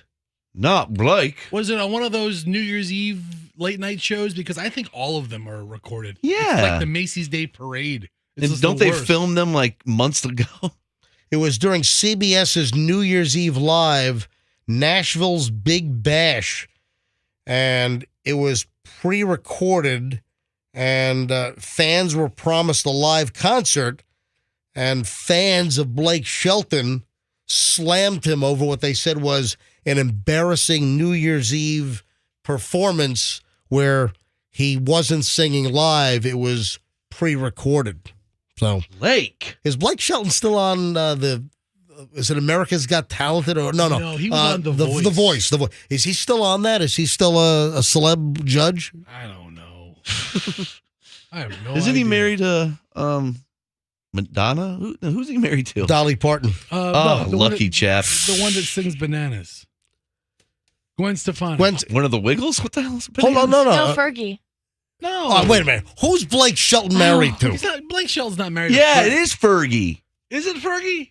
No, it's Who's Fergie? The British one? it's All right, Gwen Fester, Stefani. Fester, just look up who is Blake Shelton's wife. Who sings Bananas? I mean, we got freaking Google in It's front of not us Gwen here. Stefani. I think it is. Who That would be is- stupid. Who is Blake Shelton's who is wife? Just Blake type it in. Shelton's Wife. Yes. Blake Shelton. Oh, it's Miranda Lambert. No, they broke up. No, they were married 2011 to 2015. No, it's Gwen Stefani. Ha-ha. Yeah, from 2021. Gwen Stefani. Pretty sure it's Fergie. It's Chloe, why do you say Fergie? Yeah, I Chloe. thought Fergie sang the banana song. Is that Stefani? No, she sings apples. Hey, Festa, bring up my Instagram, would you please? Oh, I'd love to. Thank you. Talk more about the Instagram. Because you have a bowl of pasta that actually... Why are you being so condescending No, right now? MJ has a bowl of Just pasta. sounds like you're rambling over here. You're right. No, Yeah, are you okay? You should have stayed in the RV If you want to... in the Mayaca State Park. If you want to hear rambling, All right, talk go- about New Haven pizza. All right, go ahead. All right. What a jerk. What? I'm not rambling. So glad to see Fester's still a jerk in I 2024. know. That was my Seriously. resolution to keep it up. All right, so here's the pasta situation from early yesterday morning. So we get back from this New Year's Eve bash over at the Tampa edition with Kool and the gang, and Chloe is like, "Dad, I want chicken McNuggets. Can you stop it? Can you stop at McDonald's?" I believe the McDonald's along Kennedy was closed, wasn't it? I don't know. So I know the Wendy's was closed. A lot of 24-hour restaurants before COVID haven't gone back to that. Yeah. So Schedule yet. we're driving home and Chloe's like, "Oh, Daddy, I'm hungry. Can you get me some nuggets? Can you get? Oh, is Wendy's open?" And we're passing on Kennedy Boulevard. We're passing by the Wendy's and there's a KFC over there. Both those are shuttered. Both of those are closed down. I'm like, "Chloe, listen, I'm not stopping to get you. Get some food at the house." We have food at home. Yeah, that's what I said to Chloe. You hungry? You having some New Year's Eve drunk hunger pangs? Just make some food at home. So Chloe goes to the pantry when we get home. This is about, 1:45 or so. And Chloe grabs a box or a bag of pasta. It was like this old bag of Da Vinci pasta. And Chloe grabs the pasta, grabs a pot, starts boiling the water, makes the pasta. And then Chloe's like, "Hey, can you help me out here?" So I give her some olive oil and some sea salt. And that's all. Chloe wanted simple pasta. This is like she was just drunk eating. Yeah. Right? You had like, what, 5-6 drinks? Yeah. Right. I don't think you were falling over drunk. No. It's I mean, fine. you were actually in pretty good shape. And so you make the pasta, and then I saw what pasta you used. I'm like, "Chloe, not a good idea here." So listen, I'm going to bring up the audio from the Instagram video that I shot. So take a look at this. All right, here we go. Let me just wait for this to recycle, and you can hear this. Here we go. Hey, Chloe, how's that pasta? It's actually really good. Yeah, Chloe just made some pasta. It's 2:00 in the morning. We're home from the New Year's Eve celebration. Just some olive oil and some sea salt. Pretty good, huh? It's really good. I like it. Okay, gotta tell you something. Chloe, look at the expiration date on the pasta you just cooked. Are you kidding me? May 4th, 2016 was Dad! was the Best Buy date. Dad! Who's Dada? Dada. That's turning dad into like 3 syllables. It's like dad. Dad. Yeah. Dad. Oh, you didn't get sick, did you? No. You're not going to get sick. But the Best Buy date, not the expiration date, it's a Best Buy date. Suggested. Listen, if this was like a quart of milk from 2016, yeah, that might be quite a problem. But listen, some pasta from 2016, maybe not the freshest, but it's not going to hurt you. But the expiration date was May, or the Best Buy date was May of 2016. And I knew it was in the pantry. I was kind of just hanging on to it to make it for the dogs or something. The apocalypse. All right, hold on. You go to Google and I type in how long does pasta last? And it says generally a shelf life of 2 years. Yeah. So that means if it said Best Buy, 2016. It was made in May of 2014. 20. It was maybe, yeah. yeah. So Yeah. she's eating 10-year-old pasta. Yeah. Hey. Google says maybe you could push it to 3 years. Listen, it's A not decade later. It's not going to hurt you. It just might not be the freshest. But I tasted some. It tasted fine to me. Tasted fine. And I read somewhere that in Italy they don't have dates on their pasta. I because think it's an they American eat it thing. quickly. We don't care about the dates. We eat it whenever. How has this not been like wilted by mites in the last decade? Yeah. Seriously. Yeah, the video. Where's my phone? What am I doing? The video, last I checked, it had like 17,000 views. I didn't even think to check, the date. I posted, I checked the dates on everything for the most I part. checked dates on like fresh things. The other Chloe, side of Chloe, that hold is- on a minute. This was in the pantry. How do you dig and grab this pasta? It was in the very, very, very, very back. I liked the shape. The shape was cute. Well, folks, if you'd like to see the shape, if you'd like to see Shape was cute. If you'd like to see the Best Buy date, if you'd like to see this quick little 10-second video where Chloe goes, Dad! Look at the expiration date on the pasta you just cooked. Dad! Are you kidding me? No, I'm not. May 4th, 2016 was the Dad! Best Buy date. Dad! All right, the video's up on my Instagram right now. It's Certified MJ Radio. If you don't follow me on Instagram, give me a follow here in 2024. Certified MJ Radio is my Instagram handle, and I believe it's let me just bring up my Instagram and see. Oh, it's first thing. Yeah, it's the first thing. Oh, yeah. First thing, and let me see how many views this thing has. People were laughing at it in the comments. Oh, this has 17,200 views. I posted this like at 10 o'clock yesterday morning, and it's already got 17,200 views. It's got more views than I have followers because I've got 15,200 followers, and I've got 17,200 views already. So if you want to see it, go to my Instagram, Certified MJ Radio, and see Chloe, still in her evening dress for the New Year's Eve party downtown at the Edition, and wearing her jewelry still, and then, Dada! What kind of psycho keeps pasta that expired during the Obama administration? I told you I knew that the pasta was old. It was in the way back. I was kind of saving it for the dogs. When were you going to get around to it? By 2030? Yeah, literally. 10 years it's been there, man. Maybe so. Hey, there's another video that I shot on Sunday morning in the Denver airport. And Chloe, by the way, was my camera person for this. And we got to get a hold of, do you have JD's number? I do. He replied back. He did? Yeah. Oh, yeah. He replied back to me, but I'd like to get him on the phone. Try to get him on the phone quickly. See if he's available. So this is another video, and this is on my Instagram, folks. This is another reason why you should follow me, especially on vacation. You know, I cooked my famous Christmas bolognese, and there are pictures of that up on my Instagram, Certified MJ Radio. All right, let me play this audio from the video. I'm standing in the Terminal B at Denver International Airport on Sunday morning. We had an early flight back to Tampa out of Denver. You can see there's a Boeing 737, our exact flight right behind us, which was a 737-800, a 25-year-old plane, United. We missed the new MAX, which flew out a little bit later. But there's also the control towers right behind me. Listen to this little video that I shot. Hey, Titanic fan 97, JD. It's MJ from the MJ Morning Show on Q105. And look what I found, buddy. We're at the Denver airport right now. It's New Year's Eve morning. We came down mountain from Vail yesterday, and we stopped in Idaho Springs, little town, and look what we found inside a thrift shop. It's Titanic on VHS, baby. Here's the deal. You can have this copy, which was free. They were telling people, take the VHSs. Yeah. They're totally free. You can have this, but you got to come in to the MJ Morning Show live in 2024, baby. All right, so that's the video that I shot. And here's the actual Titanic double VHS set. And, of course, JD is what he goes by. Stands for Jack Dawson. I don't even think we know the guy's real name, do we?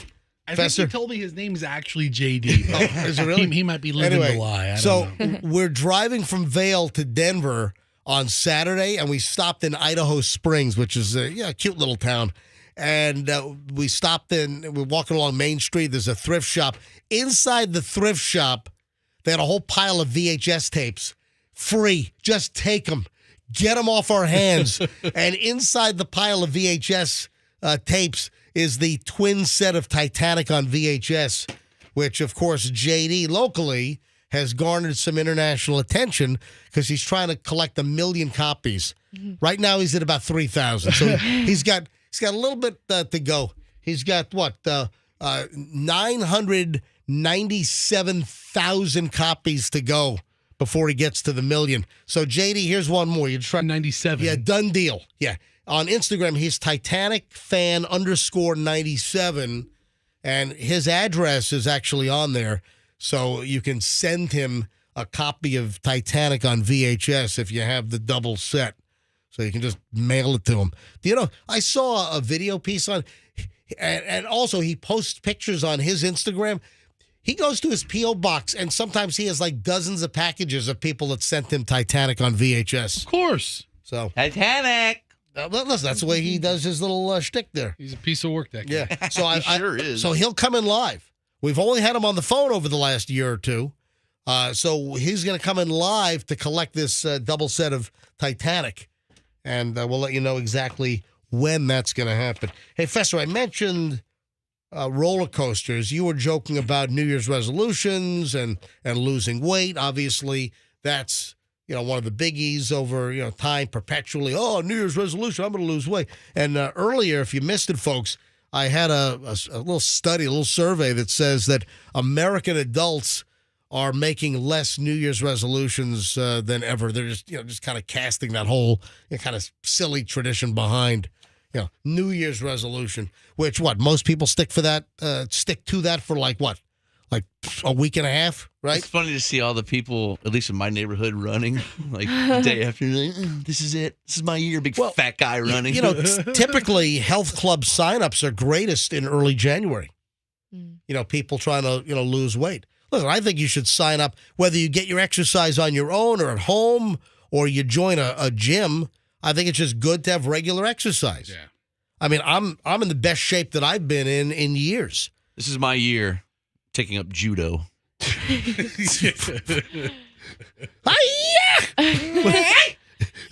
not taking up judo. No, but I do need to work. I need to move. Hey, I'm coming up with my 1 year anniversary because I started doing X-Force Body. I started doing X-Force last February, and listen, it was pretty quick. A lot of my tone came back, and I just skied 2 weeks. Listen, at my age now, I'm in the best shape that I've been in years. Now, Fester, yes. Conversely, that's not the case for you. What a jerk! I currently have an appointment to get a new 2024 tapeworm, which will just drop the pounds. Well, Fester, I saw a story, and it's sort of local-ish. I saw an item that I thought would be interesting to get your hot take on. Ask me anything about it because I know everything about it. I'm an expert. The headline is, I got kicked off a roller coaster for being too fat. Yes. Now my husband and I have lost 200 pounds together. Ugh. So, I hate those what do you mean? I hate those What do you mean? Ugh? What do you mean? Ugh? They're couples working together to lose weight. They've lost 200 pounds collectively. I don't know why, but these social media algorithms show me pictures of super lard-ass couples. If I say local-ish story, what roller coaster do you think they got kicked off of? They got kicked off of the Aerosmith one at Disney. That's an awesome roller coaster. Rock and roller coaster? Yeah, that was an awesome roller coaster. I Never been love on that it. one. Yeah. Pick your music. That would be incorrect. Gwazi. That would be Busch Gardens. Yeah, but that's too local. Yeah, I said local-ish. Okay. So if it were Busch Gardens, it would be totally local. So local-ish roller coaster would mean Orlando area, I think, right? If I almost got kicked off of a roller coaster, at SeaWorld. Which one? I don't know if it was the Manta The Mako? or the Mako. The Mako. Oh my God! Dude, Yeah. That's the story. It's the Mako at SeaWorld. They thought you were an orca out and they tried to throw you in the orca tank. Oh my gosh. Oh my God, we got an escaped orca. Your keeper is looking for you. No, so Why don't you go ahead and crush a trainer? Ooh. I'm sorry, too soon. Dada. I'm sorry. That was uncalled for. I apologize. So the Mako roller coaster, it's awesome, but it only holds you in by like a plate on your pelvis area. There's no over the shoulders, nothing. And I waited to get front row on the Mako, right? I'm going by myself, 5 seats across. Why the hell are you at SeaWorld by yourself? Well, I was there with my wife and kids when the kids I were thought too you were young. trying to beat your family. Yeah, I'm like, honey, I'm gonna go on this roller coaster. She's like, have fun with it. And I get there, and it's me and then two younger people, right? And I get in, and the younger people click their seats, and the seat goes click, click, click, click, click, click, click, click, click. Oh, like the ratchet sound. Yeah, right. The ratchet sound to strap you in. Right.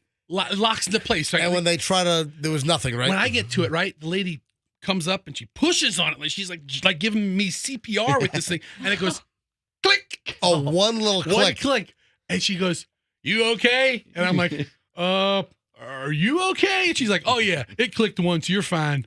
And pew, off we went. But I got one click on Mako. Oh, man. Well, listen to this. SeaWorld, the Mako roller coaster.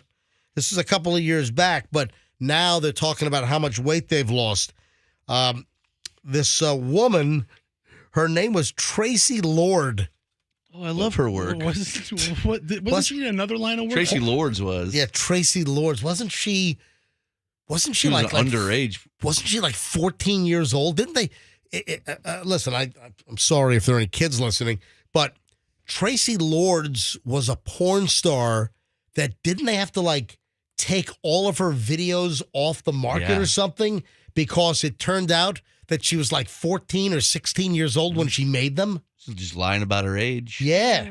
Then she made a good Skinamax movie I always enjoyed as a youth. This woman, Tracy Lord, at her heaviest was over 300 pounds. Lord. Yeah, she and her husband were told that they could not ride the Mako. This is a couple of years back. And now they've lost over 200 pounds collectively. Okay, between she and her husband. What, are they going back to the roller coaster and talking to the attendant? Remember us? I told you the story, MJ, when I went to Adventure Island with my kids, and we were, you know that ride, you go on a raft, you climb up a bunch of stairs, I don't know what it is, but they weigh you before you go on so you don't fly off the side of it. Really? You have to be a certain weight. What, really? Yeah. And they kicked off these 2 girls in front of me that were, overweight, and I felt so, he was like, sorry, ladies, you can't ride the ride. And they're like, why? And it's like, you're over the weight requirement. And everybody just felt so, he said it in front of everybody. So embarrassing. Yeah. That shouldn't be like, put it in a box or something. You got to try to do that like a little more on the DL, on the down low instead of like embarrassing people. Yeah, like use pig Latin. Oh, pig Latin. That's real funny. Got to go pick up the dogs, Chloe, right after the show. I know, I'm so excited. Yeah, Chloe's excited. The dogs have been at the kennel. And we got to pick them up right after the show. Got the little crates in the back of the SUV, downstairs in the parking lot. And the one thing I'm not looking forward to is like the boarding bill for both dogs for like 2+ weeks. It's going to be like the price of a Hyundai Elantra. It's a mini fortune. It is. Yeah. That's one thing I'm not looking forward to is the boarding bill. The kennel. When did kennels get so expensive? I think it might be your kennel. Mine's not like that. Your place is expensive. What? All right, a Hyundai Elantra costs $21,900. Yeah, that's about what. Sounds about right. That's about what the boarding bill is going to be when we go pick up the dogs. How many days were they there? Like, and we came in Sunday, and we couldn't pick them up on Sunday because we got in like a half an hour or 45 minutes after they closed. And then, of course, on Monday, couldn't pick them up because it was New Year's Day. So we had to keep the dogs there an extra 2 nights. Yeah. Sunday, Monday. So altogether, I think might be like 16 days at the kennel, which is the equivalent of a 2024 Hyundai Elantra. And knowing them, they probably ordered room service on top of all that. Yes. If that's all the case, then you're buying the Hyundai Elantra SEL for $27,000. Thank you, Fester. Appreciate it. Folks, if you haven't heard the news yet, massive news. The MJ Morning Show starting next week. We're going to give away 20 grand. 20 winners, $1,000 a pop. It's going to be MJ bill pay. So we're going to help pay your bills that you've racked up over Christmas. And next week, starting Monday morning at 6 a.m., Monday morning, 6 a.m., we start blowing out the cash. Thanks to the Kemp Law Group, accident or fall, you call Kemp Law. We're giving away $1,000 an hour every single hour next week during the MJ Morning Show. Monday, Tuesday, Wednesday, Thursday, Friday, 6 a.m., 7 a.m., 8 o'clock, and 9 o'clock hours. Every hour, that's 20 winners, because 5 days times 4, 20, $1,000 a pop, $20,000. And what's very important to realize here, folks, this is a local contest only. It is only us, the MJ Morning Show here on Q105. It's not one of the big national contests that the big radio companies do these days. And listen, there's nothing wrong with those. People really do win with the national contest where you text the word, phlegm to, whatever. So, those contests are real. People win, but you're competing with people all across the country in the different markets where the radio company has properties.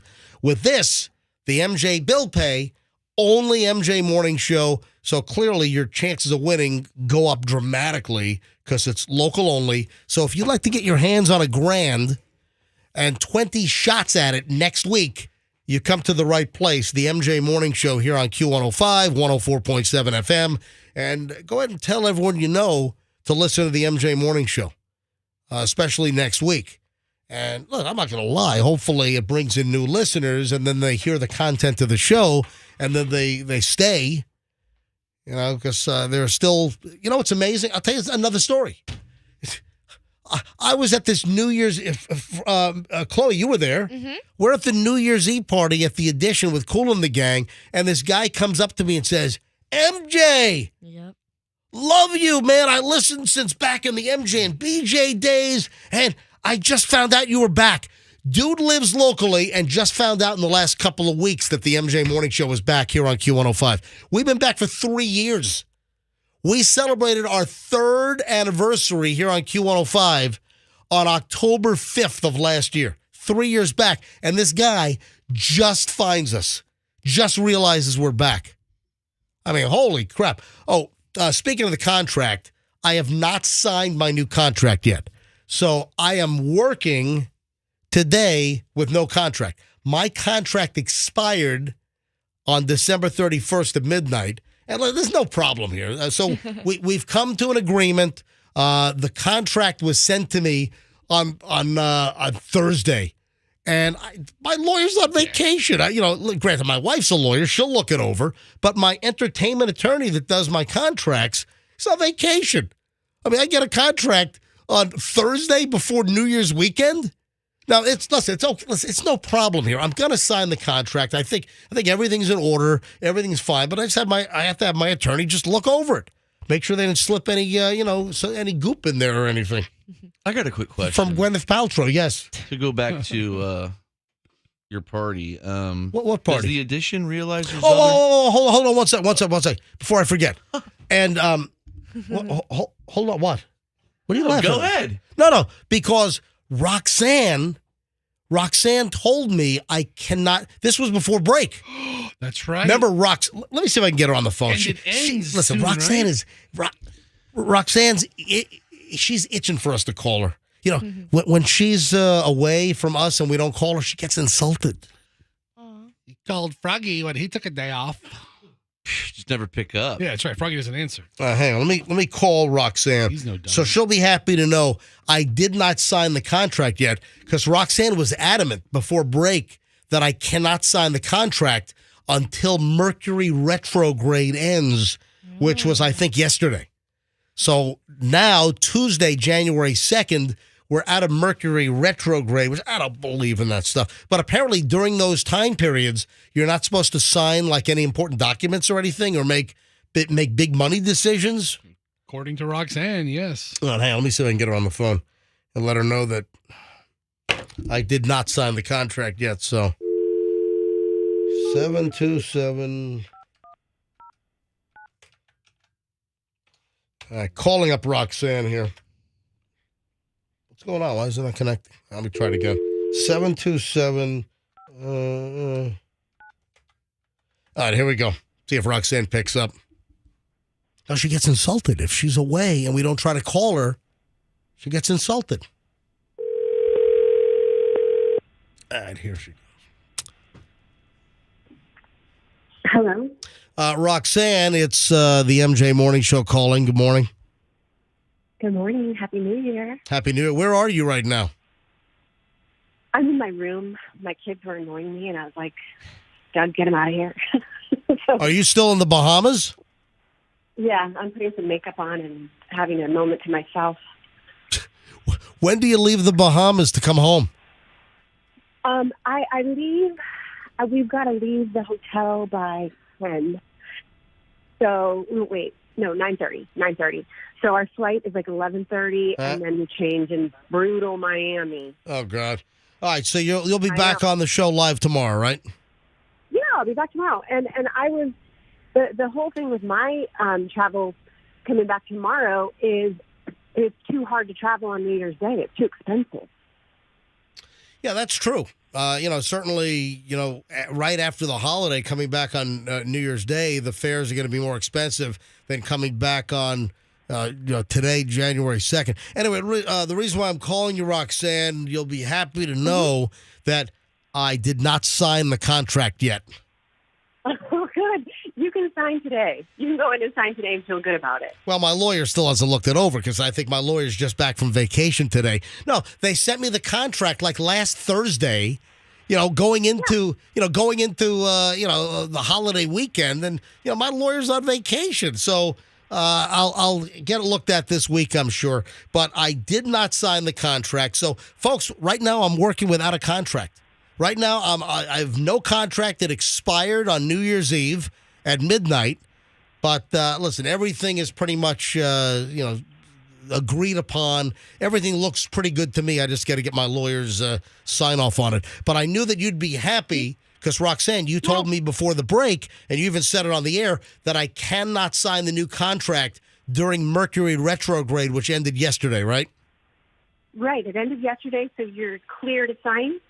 And also, I think that you are starting to be a little bit of a follower of astrology. No, I'm not. I'm not. Now. Oh, I'm my a follower of my attorney who is not available to look at the contract going into New Year's weekend.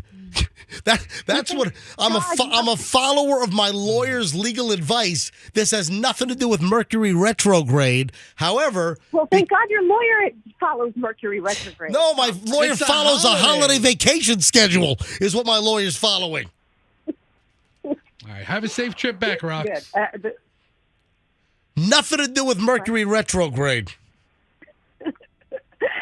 This is going to be a solid contract. I'm proud of you for waiting. So good for you. Contract's fine, a new multi-year deal, but actually, I think this is the first time in a long time that I'm actually operating without a contract. So I'm here under good faith. I've got no reason not to, because some hosts will be, we don't have a contract, I'm not coming back. Well, no, they gave me the contract, I just couldn't get it done, with 1 day's notice going into New Year's weekend. All right, Roxanne, have a safe flight back. Okay, I'll see you guys tomorrow.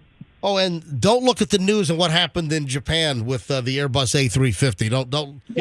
Yeah, I already heard about that. Yours will be Thank you very fine. much. Don't worry. However, listen, it's amazing that everyone got off of the commercial airliner. There are 5 that apparently did not get out of the Coast Guard airplane in Japan that apparently they had some kind of collision on the runway. But Roxanne, we'll see you tomorrow. And say hi to Chloe. Chloe's filling in for you today. Hi, Chloe. How are you? I've been loving your macaroni and cheese videos and your New Year's Eve videos. Thank you, Rox. I always follow. I know what Chloe's up to, either through you, MJ, or her own IG. So Yeah. There we go. Happy New Year, Rox. All right, Rox, enjoy your flight back. We'll see you back here live tomorrow morning. Okay, sounds good then. Hey, real quick, while I have you on the phone, who was the celebrity? Didn't you have to lock your phone in one of those pouches? What show did you go to recently? Yes, it was Dave Chappelle. Oh, so okay, it was. Oh, I was trying to remember if it was Dave Chappelle because there's a story that Chappelle walked off a stage here in Florida a few days ago. So you were at Dave. Where did you see Dave Chappelle? Where was that? I saw Dave Chappelle at Amalie Arena. Oh, that's right. He walked stage at Hollywood at the Hard Rock. Yeah, no, I'm going to get to that in a second. Don't jump the gun here. But you went to see Dave Chappelle at the Amalie Arena. When was that? October? Ooh, everything blends together. Yeah, possibly. Sounds about right. Yeah, so recently Roxanne went to see Dave Chappelle, who was in town, and every single person had to put their cell phone in one of those locked pouches. Because remember, we were talking, that's right, I should have remembered it was Amalie, because I was like, how the hell? They've got, 16,000 pouches? What a pain in the ass. Yeah. Yes. I mean, a lot of people, I did not bring my phone because I knew I was going to have to surrender it. But, yeah, you put it in the pouch and you don't take it out. And if you do, you get kicked out of the venue. Surrender, surrender, don't give your phone away. Hey. I'm not surrendering. I'm not going to an event where I got to surrender my phone. That's not going to happen. That's a deal breaker for me. Anyway, all right, Roxanne, we'll see you tomorrow. Okay. All right, bye-bye. Can I ask Anyway, one more thing? yeah, I go. have to find out. Did you do your college football hot takes? No college football today. Yeah, sorry, I'm not much of a college football prognosticator expert here. No. Okay. I know Fester's there, but I wanted to hear you and Froggy just talk college football. Just to start. Well, I do know that the ReliaQuest Bowl at Ray J had the lowest attendance ever. Seriously. So the ReliaQuest Bowl, which was the successor to the old Outback Bowl, Right. I did see that they had the lowest attendance ever, like 30,000, 31,000, that they've never had. ReliaQuest doesn't have like this. Say it again? Yeah. I said ReliaQuest doesn't have the same sound to it like the Outback Bowl. It just sounds like it's going to be a party. It's going to be fun. ReliaQuest is wah wah. Well, they had two. Well, ReliaQuest is a huge company, and they had two awesome teams. I don't even know who was at the festival. shut up. Who was at the ReliaQuest Bowl? I don't even know. You don't know? No. Okay, so the Wisconsin Badgers were there, Right? and the LSU Tigers were there. Oh, no. LSU was there. Cajun Fester. Listen, I got a full ReliaQuest Bowl update. Cajun Fester very pissed off about the ReliaQuest Bowl. First of all, go Was it? Tigers. Tigers won.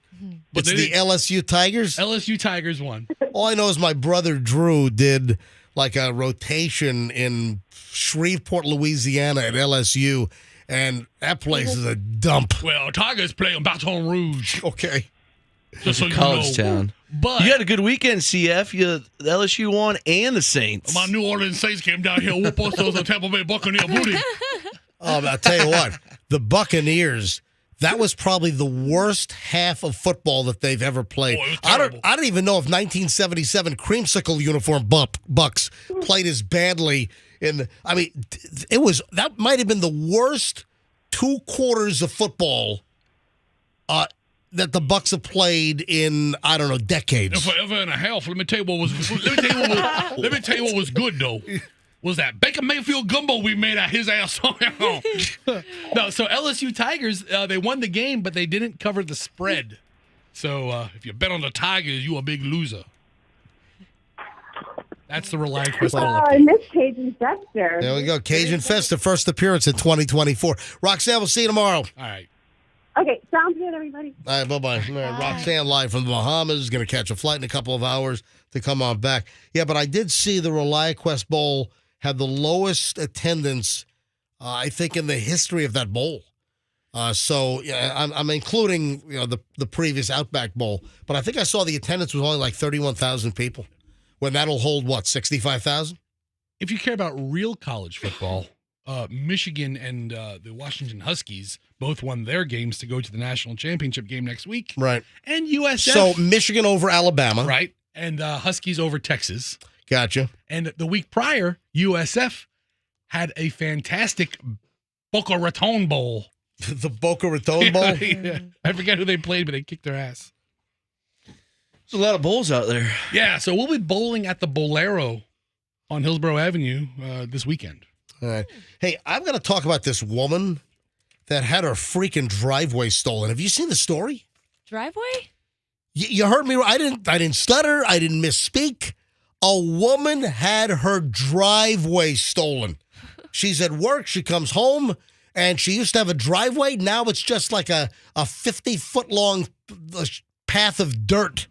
Somebody stole her driveway while she was at work. There's a little more to the story here, and it does have a Tampa connection, Tampa Bay connection, and there's some type of a scam that's at play here, but we don't know what the whole scam actually is. This is a very bizarre story. Let me give you the details here. And the woman's name is Amanda Brochu. And she lives in Orange County. She's in the Orlando area. And her driveway was ripped off while she was at work. And when you look at the video, she's got just a path of dirt from the street to her house. The concrete driveway is gone. What'd she piss off some grifters or something? Well, What happened? you know what? Something weird is going on. Maybe we can go to phones and ask our listeners what the hell's going on here. But this woman, Amanda Brochu, I've got some audio from her appearing on some of the local Orlando TV stations. She said that the whole incident began when she put her home up for sale. And after her home went up for sale, she started getting calls from contractors saying that they were coming by to measure the driveway. And apparently 5 contractors called. So it seems like her home went up for sale. Somebody then contacted concrete companies that do driveways for them to come out and give an estimate for a new driveway after someone had stolen. So what's the racket here? There's some kind of a scam, but it's not clear as to what the actual scam is. So one of the contractors told her that a Tampa area man identified as Andre asked them to price out a replacement driveway. Need an estimate. But Andre was out of town when his contractor asked for an in-person meeting and then cut off communication when asked for proof of ownership.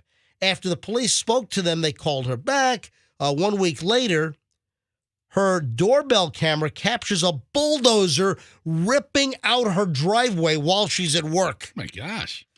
All right, here's some of the audio that I want to play of this woman. And if anyone knows what is the scam, can anyone tell us what's the racket here? Between the hundreds of thousands of people potentially listening to the show right now, someone knows what's going on here. So the cops are saying this is some kind of a scam, but they don't know what it is. Local police say that it's a scam, but what is it? No one has been able to nail down exactly what the scam. If anyone knows, 800-990-1047. If you have any idea what the scam is, why she put her house up for sale, then she starts getting calls from contractors wanting to stop by to give her a bid for the driveway, and then her driveway stolen? It's ripped up by a bull. What is the racket here? There's something going on. There's some kind of a scam, but what is it? Anyone know? I think I know. 800-990-1047. 800-990-1047. What do you think it is, Froggy? Well, I know that one of my friends back in the day, he got a stereo system put in his car. You know when stereo systems were a big thing? Like speakers and Was stuff. it an Alpine? Yeah, JL Audio. I don't know. It was 215s, a big amp, you know. Yeah. No. And this place put it in, and then a couple weeks later, it got stolen out of his truck. And the place called, and they're like, hey, how's that system? He's like, I got stolen. And they're like, oh, it turns out that place was known for doing that. Like they would sell you a system. Yeah, I've heard of the stories like that before. Yeah. And then Steal break it? into your car. And then what? You have to go back to them for a new one? Would they steal the second one or just the first one? I mean, it was a God. whole little scam-a-lama going on. Oh, my. All right, here's some of the report. Listen to this. A Florida woman coming home to a bizarre disappearing act. It's her driveway that went missing in the middle of the day. She put her home up for sale, but didn't expect someone to be interested in just her driveway. 7's Olivia Deventi reports that this woman is now dealing with a hefty bill of drama. My driveway's gone. That's it. I think I've never heard that quote. Yeah, that's from Channel 7 in Miami. They obviously got that video from an Orlando affiliate, an Orlando TV station. But this is the woman. Her freaking driveway stolen. My driveway's gone. So of all the things that you worried about getting stolen, did you think the driveway was one of them? No, not at all. Brochu says it all started when she put her home up for sale. Strange contractors started coming by, measuring her driveway. Her son counted 5 of them. One told Brochu a Tampa area man, identified as Andre, asked them to price out a replacement. Who's Andre? Does anyone know who Andre from Tampa is? If you're listening, Andre, give us a call. What is the freaking racket here? Look, the phones are all ringing. It almost seems prank-like to me instead of theft. I don't know. I don't think it's... Who steals a driveway? Who paid for the work? Don't you pay in advance when you have them rip up a driveway? Yeah, I mean, you'd think. Utter shock. I've never seen this before. I've never had this happen to myself or anyone in our office. She posted about the situation. That's the real estate agent who has the home listing, this woman. And now, with her driveway stolen, and obviously that's going to be problematic to sell her home, she already, I guess, is purchasing a new home not far away. But now she's got to sell this home with no freaking driveway. Let's go to phones here, see if people know. Because I've got like 3 calls on hold here. Maybe people know what the racket is. All right, 800-990-1047, 800-990-1047. And do you have to worry about your driveway being stolen or ripped up while you're at work? Let me grab Gloria in Lakeland. Gloria, you're on the MJ Morning Show. Hi. Hi, good morning. I actually just heard about this story on a Spanish radio station when I was getting ready for work and before I got in the car. Well, Gloria, can I ask you why aren't you listening to the MJ Morning Show while you're getting ready for work? Why are you just listening to us in the car? Because I need music to motivate me to get up and go to work. Oh, I got you. But then you get in the car, then you want like real quality entertainment. Yes. I got you. All right. So, Gloria, what did you hear about this? So what they're saying is that there's a guy going around scamming. He looks up houses that are being listed for sale, and he calls like their homeowner and gets quotes for like roof or landscaping and things like that. And then they agree on a price, and he sends them a check and everything. And let's say they agree on $20,000, he'll send them 24. I'm like, oh, I sent you 24. Can you send me 4,000 back? And the guy's like, well, I got the check. So he sends 4,000 back, and then they cancel the first check, and now they're out the $4,000. Yeah, that's an old racket where people will pull that bank scam. That's been going on for quite some time, and then you're responsible for, in most cases, the whole check is bad. But still, it doesn't explain. Well, I don't understand what. I don't understand the whole racket here, though. Well, apparently one of the companies started doing the work immediately, and they were talking about how a lady's driveway was torn up before the homeowner even got back, and it was the company had already started the work. Yeah, we're still trying to figure out the scam here. Yeah, but what is the racket? Gloria, thanks for the call, and thanks for listening to us. Okay. All right, let me grab Ray. Oh, Ray's a retired contractor in Palm Harbor. Ray, you're on the MJ Morning Show. Hi. Good morning, MJ. How are you this morning? We're doing well, Ray. Do you think you have an answer here or what? I don't think it's a scam at all. I think it happened to me years ago. I was subcontracting from a company, and they simply sent me to the wrong address, and I ripped the guy's roof off. And you should have seen the look on his face when he came home from work, and his roof was ripped off. Oh my God. We were just we were simply at the wrong address, and obviously we had to eat it and pay for it. And it also happened to another contractor friend of mine. His guys went to the wrong address and ripped somebody's deck off the back of their house. Yeah, it could just be simply something got Rip their deck off. It's better than getting something else ripped off. I'd like to buy an iPad. I mean, Ray, so 5 contractors go to this house. This guy, Andre, might have called them all and been off by a digit or two. No, they're just...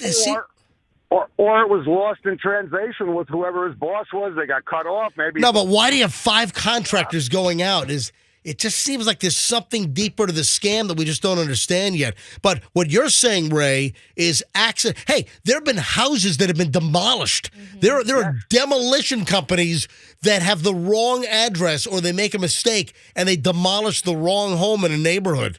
That's happened too. I mean, how are they making any money tearing the driveway out? It obviously has to be replaced. I don't know, Ray. Thank you, buddy. Thanks for listening. Let me grab Scott in Safety Harbor. Scott, you think you've got the answer to the scam? Yeah, your first caller was right. They're taking bids on work, and usually it's a vacant home for sale, so the homeowner's not there. And what they do is they agree on the price, like she said, and then the scam artist overwrites the check to the contractor. And then let's say it's $4,000 over. He calls him up and says, "Oops, I wrote the wrong amount," and the contractor cuts him back the $4,000 and continues with work. And the whole thing is a bad check, so you get a $4,000 refund. Then those funds are good, and they just abscond with the $4,000. Exactly. Gotcha. And if they call for a roof and landscaping, I mean, they can take $20,000 off a listed house with a bunch of work getting done to it. Gotcha. Scott, thanks for the call. That makes sense. So that must be what the scam is. Oh, you know, Dawn, I meant to bring this up, but I forgot, but I'll let you bring it up. Dawn is in Tampa. Welcome to the MJ Morning Show. Hi. Hi, good morning.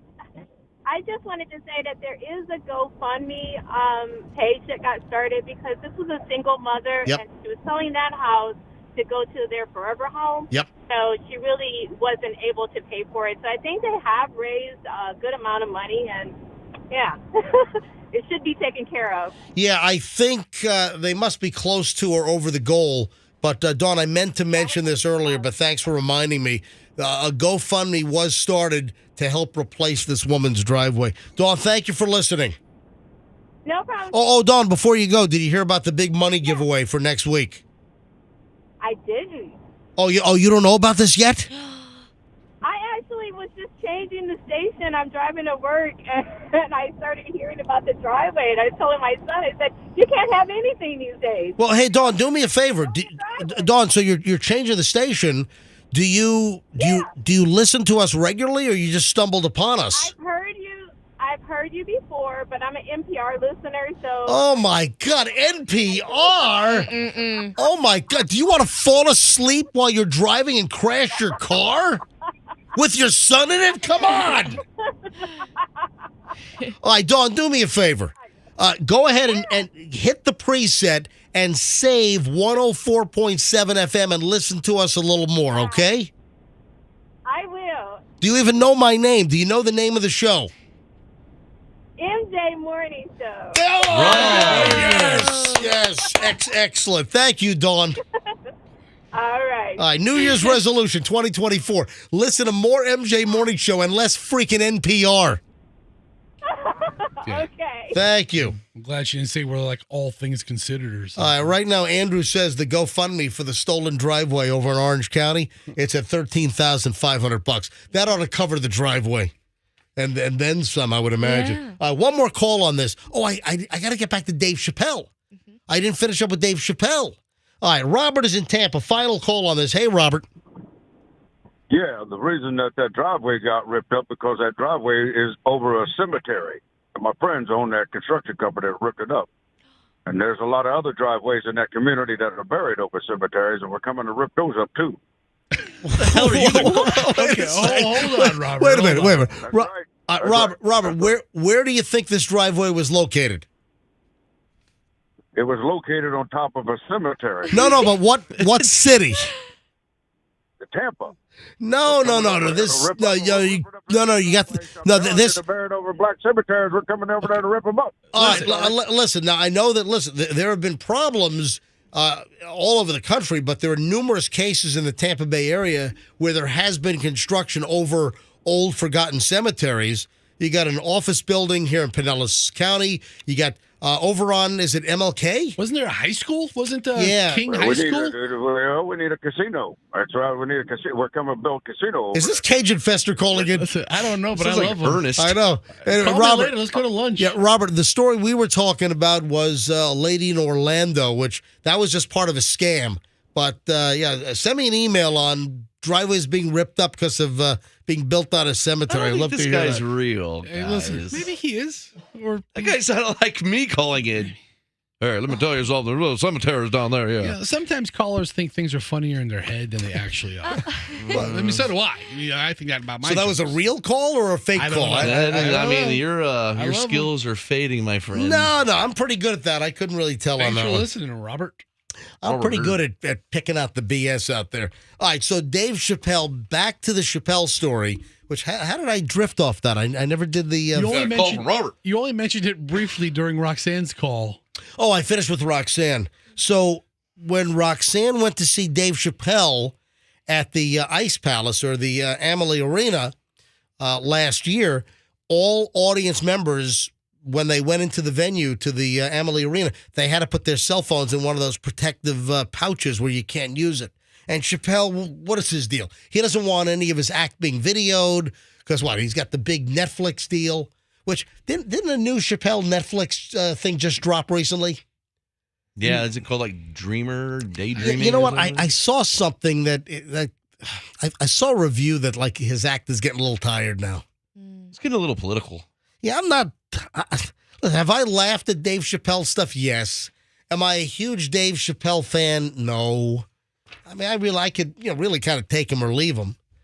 But Dave Chappelle walked off stage, abruptly ended a show he was doing at the Seminole Hard Rock down in South Florida. So this is last Wednesday night, was it? Yeah, down in Hollywood at the Seminole Hard Rock. The place came to a screeching halt because he saw a cell phone in the audience. Somebody was using a cell phone to record him, and he cut the show short. Saw the guy recording, called him out, alerted security, scolded the audience, then walked off stage, all pissed off. Happened near the end of the performance during the exchange with an audience member. That's when he noticed the guy near the front row recording him. Chappelle pointed out the man, all right, yelled at him for videoing, explained to the audience why he doesn't allow phones at his show. He tried to equate a phone being pointed at him to a gun. I don't know if I agree with that. What is he doing to his career? Yeah. Cell phones and other devices are prohibited during his shows. And the Wednesday night performance last week, again, was abruptly ended. I hope that guy got his ass kicked. Yeah, by other audience members. For real. No, if it's at the end of the show, it's like, thanks, man. Because usually comedy acts, like the last 5 minutes, you're like, all right, let this be over now. All right, we get it. Jokes are done. Before Chappelle actually did his act, the onstage entertainment was DJ Trauma. Oh, yeah. Who warned the audience before the show that phones were not allowed. Yo, this DJ Trauma. Listen, everybody, no cell phones allowed at the Dave Chappelle show. Yeah. That's how it went. That's DJ Trauma. You know? It was near the end of the show, but what would happen if he walked off stage in the beginning? Would people get their money back?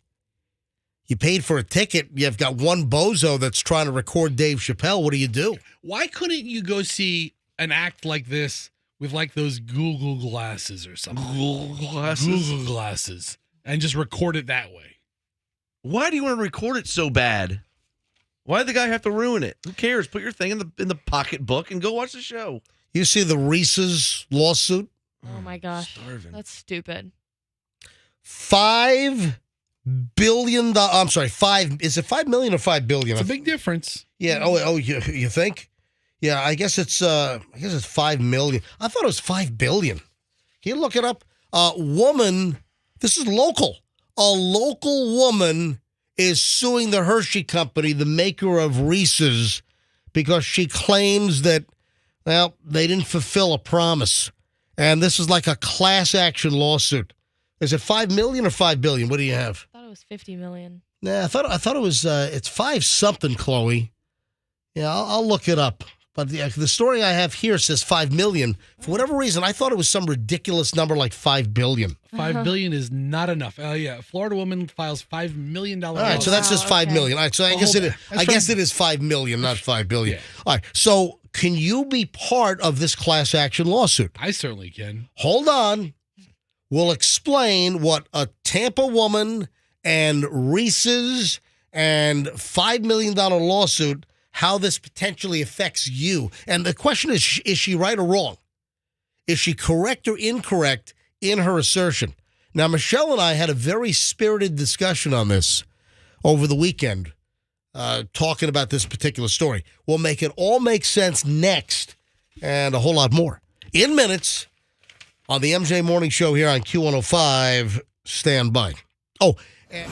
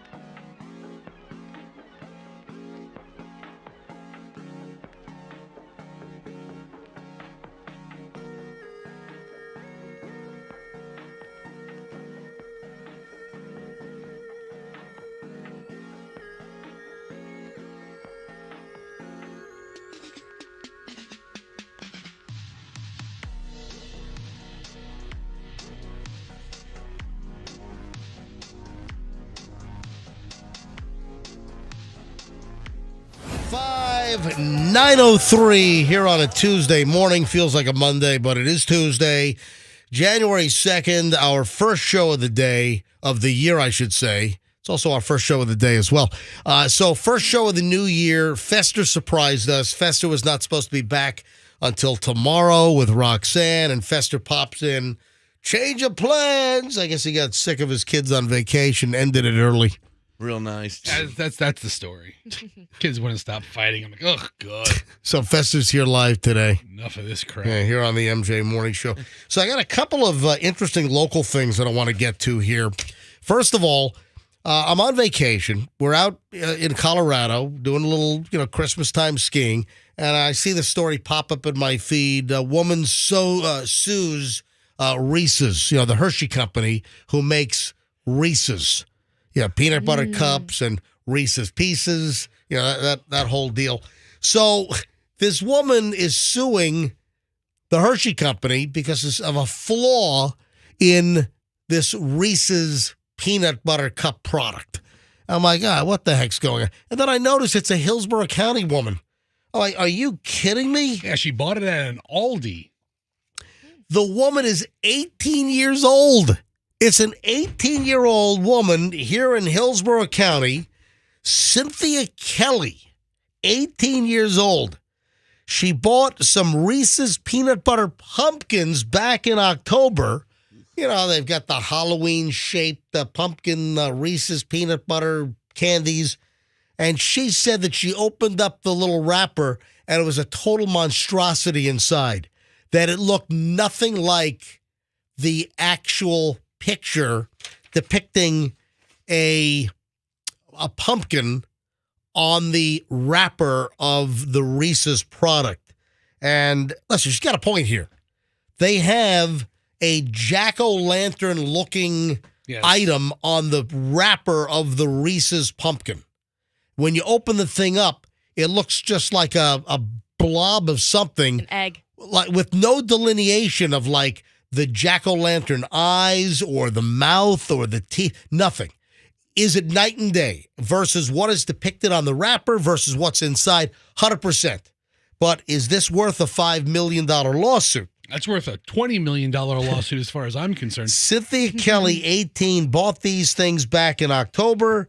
She claims that the Reese's pumpkin-shaped candy is completely different than what they advertise. She's absolutely right. Filed a federal lawsuit in the U.S. District Court for Middle District of Florida.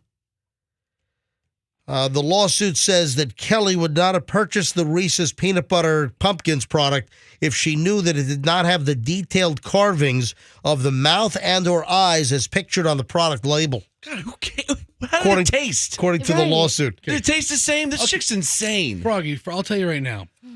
I've consumed every shape of Reese's blobs. They make Christmas trees. They make pumpkins. They do. They make Easter eggs. Do they make Hanukkah menorahs? Probably. They make dreidels. Little squared off dreidels. So who cares what it's shaped like? Do they? No, they don't. Listen, they do Easter eggs. I think they do hearts at Valentine's Day. They make a bunch of different shapes, and they all look nothing like what they're supposed to look like. Yeah, but how do they taste? That's delicious. Some of the court records show that other customers noticed the lack of designs as well. Reese's, what are you doing? Look at the picture on the packet. There's a YouTube reviewer on YouTube pointing out that the pumpkin inside looks nothing like what's depicted on the wrapper. So they actually, in the lawsuit, they reference this YouTube video. Is that one of their exhibits? I've never eaten anything that looks more like a blob of turd and tastes more delicious. Actually, it does look like a blob of turd. It really does. It looks nothing like a pumpkin. It does look nothing like what's on the wrapper. So in that respect, she's 100% right, but is it worthy of a $5 million lawsuit?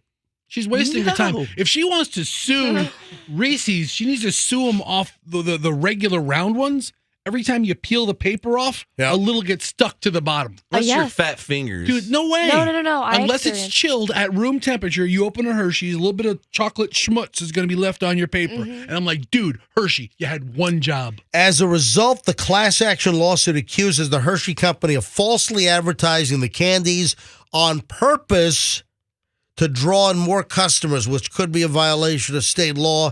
The packaging for Reese's products were not always deceptive and misleading, according to the lawsuit. In order to boost sales and revenues of the products, Hershey's changed the packaging for the products to include the detailed carvings within the last 2 to 3 years. Wow. So they try to entice you with this Reese's pumpkin that looks like, a real jack-o'-lantern, and then you open it up and it looks like a blob of turd with no detail whatsoever. One time I wanted a blob of turd candy, and I opened it up, and it was a Reese's. Oh my gosh. Yeah, but how'd it taste? Delicious. Nice. This is an outrage, if you ask me. This girl has mental issues. So according to you can't say that. She is the hero. I don't think she doesn't have mental issues. It's not like Stop she it. bit into it and there was a rat in it, like head. This is just something that's shaped a little different, but it tastes the same. According to the lawsuit, the case exceeds $5 million in value. What? Kelly believes that thousands of people affected. She's seeking compensation from the Hershey Company and asks in the lawsuit for the company to notify all members of the class about the false advertising. So there we go. Local woman, Hillsborough County. Yes. I have a little story, and Dad, I've never told you this before. I used to prank call Kit Kat, and what? Yeah. Whoa. How old were you? I actually did this in ski school with all my friends in Vail when I would go to ski school. And So what are you, 5, 6, 7 years old? no, because I was brighter than that. Like, I had to be older, maybe like 8, 9, 10, 11. 12, 13? Yeah, 14, yeah, yeah. 15, 16, So, 17, 8, 9, 10, I did 11, it 12. You did it last week. No. All right. So who are you pranking? I prank called Kit Kat. So How do you prank call Kit Kat? I called the number on the back of the bar, and Oh, that's right. They have like a customer service number on the back questions, of the wrapper. comments, concerns. Oh, yeah. Yeah, so I got customer service on the line. Oh, thank God you answered. Literally, I was so thankful they answered because I complained that the Kit Kat, when I would open it and break it and bite it, it did not make the sounds that were in the commercial. Who came up with this idea to call up Kit Kat? Me. It was your. I am your daughter. Hold on. Yeah, but his premises Did you have are a good. Wait, you didn't have a cell phone until you were like. Yeah, I had to use other people's phones. Yeah, you didn't have a cell phone back then. Yeah, I used other people's phones. So you're using someone else's phone to call and prank Kit Kat. Yeah. Festa, bring up a Kit Kat commercial. Aren't there Kit Kat commercials where it has the sound of them snapping the bar? So you called up I think, is Kit Kat Hershey's as well? I think Kit Kat's Nestle. I don't know. Hang on. I don't even know. I mean, I know everything about chocolate, so I think that Sure. I think U.S. Kit Kat is a different license from international. So hang on a minute. Who makes Kit Kat in U.S.? All right, here we go. Kit Kat, Hershey Company. Yep. Yeah, the Kit Kat bar got its start across the pond in 1935. That's right. Originally known by Londoners as Roundtree's Chocolate Crisp. Love them. The candy was renamed in 1937 to Kit Kat Chocolate Crisp. While Kit Kat bars are a global confection, the Hershey Company has produced the candy in the U.S. since 1970. So, yeah, it's different manufacturer overseas. In the U.S., it is Hershey. So you called them up to complain. You got a commercial? Hang on a minute. Where's the recording? This might be it. I don't know. Fester found a Kit Kat commercial. Let me play it here. Let me bring up the audio to see if this is the sound you're looking for. Aren't they the Give Me the Break one? They make it like into a song. All right, here we go. Hang on. Give me a break. Oh, right there. So it's that little. You were complaining that it didn't have the snap like in the commercial right here. Yeah, the wrapper. Let me play it again. Here we go. Listen. The little rip. It sort of does sound like that. Then the click. No, Froggy, it does not. Yeah, I think it does. Okay. Here's the rest of the commercial. And they use the crunching to make their Kit Yeah, Kat bar they song. I think they added that effect or something. What was your next call? Is your refrigerator running? Yeah. Would you like? Yes. You want your Kit Kat bar to make that kind of Yeah. sound? Oh, yeah. Kit Kats are good. Like Love Fred that. Flintstone is punching in at the quarry. You know, with the saber-toothed tiger a time clock machine. What did they do for you? Did they send you some free packages? Or I something? can't remember. I was so young, but I honestly can't remember. I remember when this was the greatest thing that ever happened to me. I was probably 6 or 7 years old, and I had a pack of Trident gum. And it was the stalest, most horrific piece of Trident chewing gum that I ever had. And my parents, they let us chew gum, but they made us do Trident. Because, 3 out of 4 dentists recommend Trident to their that's patients to right. chew gum, or whatever the hell the slogan is. It 3 out of 4, 3 out of 5, whatever the hell You it weren't is. allowed to chew bubble yum? No. So my mom would let us chew Trident, but I got a piece, and I think it was like a fruit flavored Trident back then. It was like a fruity Trident. I think it might have been like an orange wrapper, and it was like hard as a rock. Ugh. And in my little 6, 7, 8-year-old scrawling handwriting, probably looked like some kind of a serial killer handwriting. I think it was Warner Lambert. I think I sent the letter to Warner Lambert, and I complained about how bad the gum was, and it was hard as a rock. I almost broke my tooth. So I write the letter, and then we went on Christmas vacation. We get back, and guess what? They sent like a case of Trident gum to my house. That's cool. Yeah. So Wow. I'll never forget that. It was Nanuet, New York, like circa 72 or something. I might have been like 6 years old. And the whole case of Trident was waiting at our house after we got back from Christmas vacation. Wow, that was the greatest thing that's ever happened to It's you, the huh? greatest thing ever. Nothing has topped that ever in my life. Getting a whole case of Trident gum after I complained. Whole life. Yeah. Whole life. A couple of other bizarre Florida stories. Oof. A business owner reportedly shot a landscaper because he blew leaves onto his property from the other property. And that's a major problem. How many times have we talked about the lawn and garden guys? The lawn care, and they're just blowing people's clippings and leaves into the street. You're driving down the road, and suddenly you get a leaf blower blowing all kinds of garbage at your car. That sucks. Irresponsible, really. Yeah, so this happened down in Miami. NBC Miami reported the landscaper was working on Friday across the street from a business. This is on Northwest 79th Street, when the owner became upset that leaves were blowing onto his property. So the business owner and the lawn and garden guy, they get into a fight over the leaves. The business owner shot the landscaper. Over leaves. He couldn't just leave it alone. The heck? Oh, quack quack. Yeah. What? Oh, you calling quack quack on me? The landscaper was hit in the leg, so was not fatally wounded here. You're going to shoot somebody. The landscaper was taken to a hospital in critical condition, but shot in the leg. A witness told NBC Miami that they heard 2 gunshots before seeing the landscaper collapse after the business owner. Listen, I don't condone this behavior. You can't shoot somebody over this. But, man, there are a couple of things that bother me here in Florida. It's the landscapers and the lawn guys that are blowing the crap all over the street. You're driving by, you get a whole side of your car just hit with dust and debris and leaves. That drives me nuts. And the other thing is freaking golf carts on the regular roads. It's bad enough in the neighborhoods at low speed. You're not going to believe this. It's this is insane.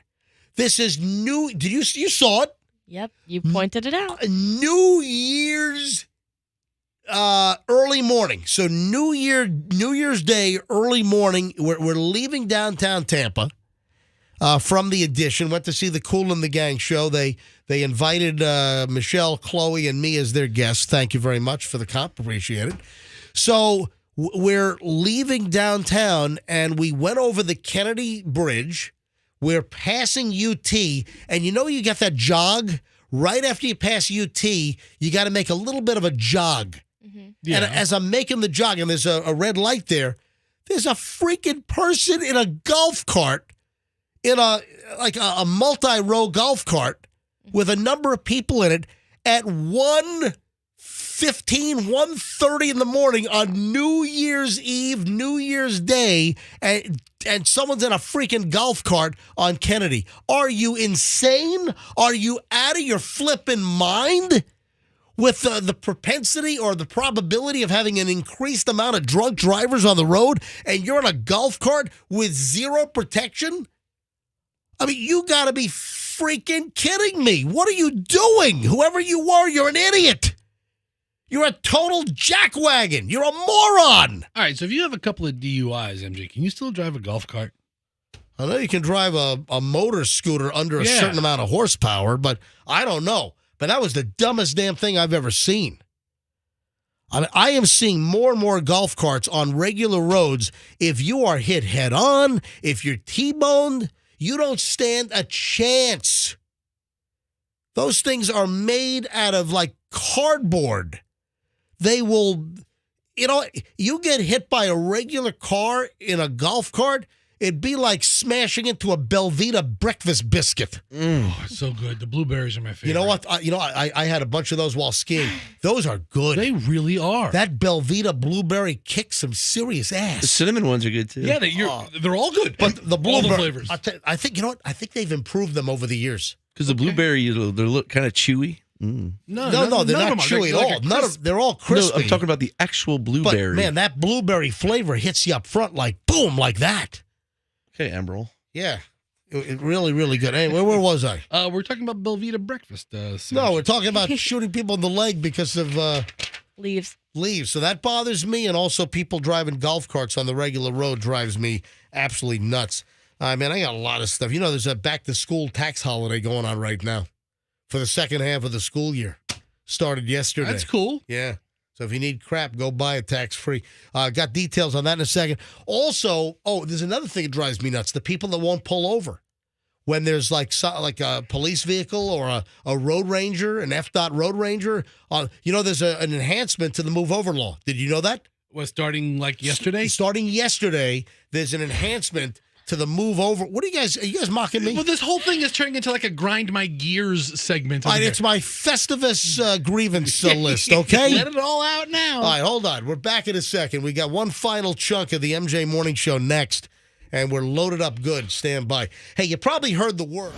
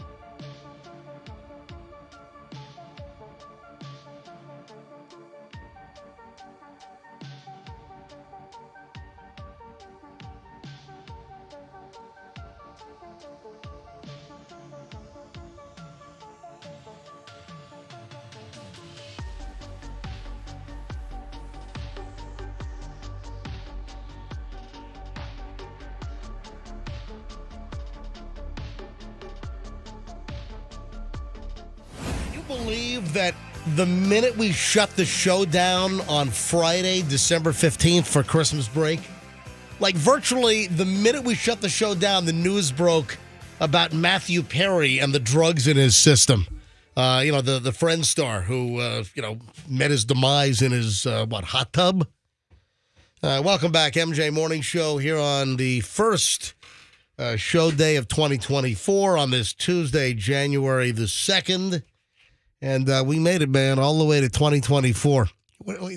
This year's going to be nuts.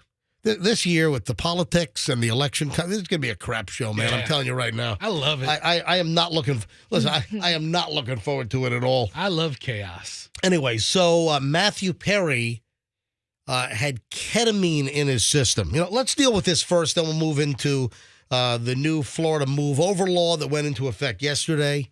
So if you don't want a $158 fine and points on your license, you want to listen up in just a second. But seriously, it was like 2 hours. 2 hours after the show ended, a couple of weeks back on Friday, December the 15th, news breaks about Matthew Perry. And we had all speculated that he had drugs in his system. And you had was it Jennifer Aniston? Oh, no, he was totally clean.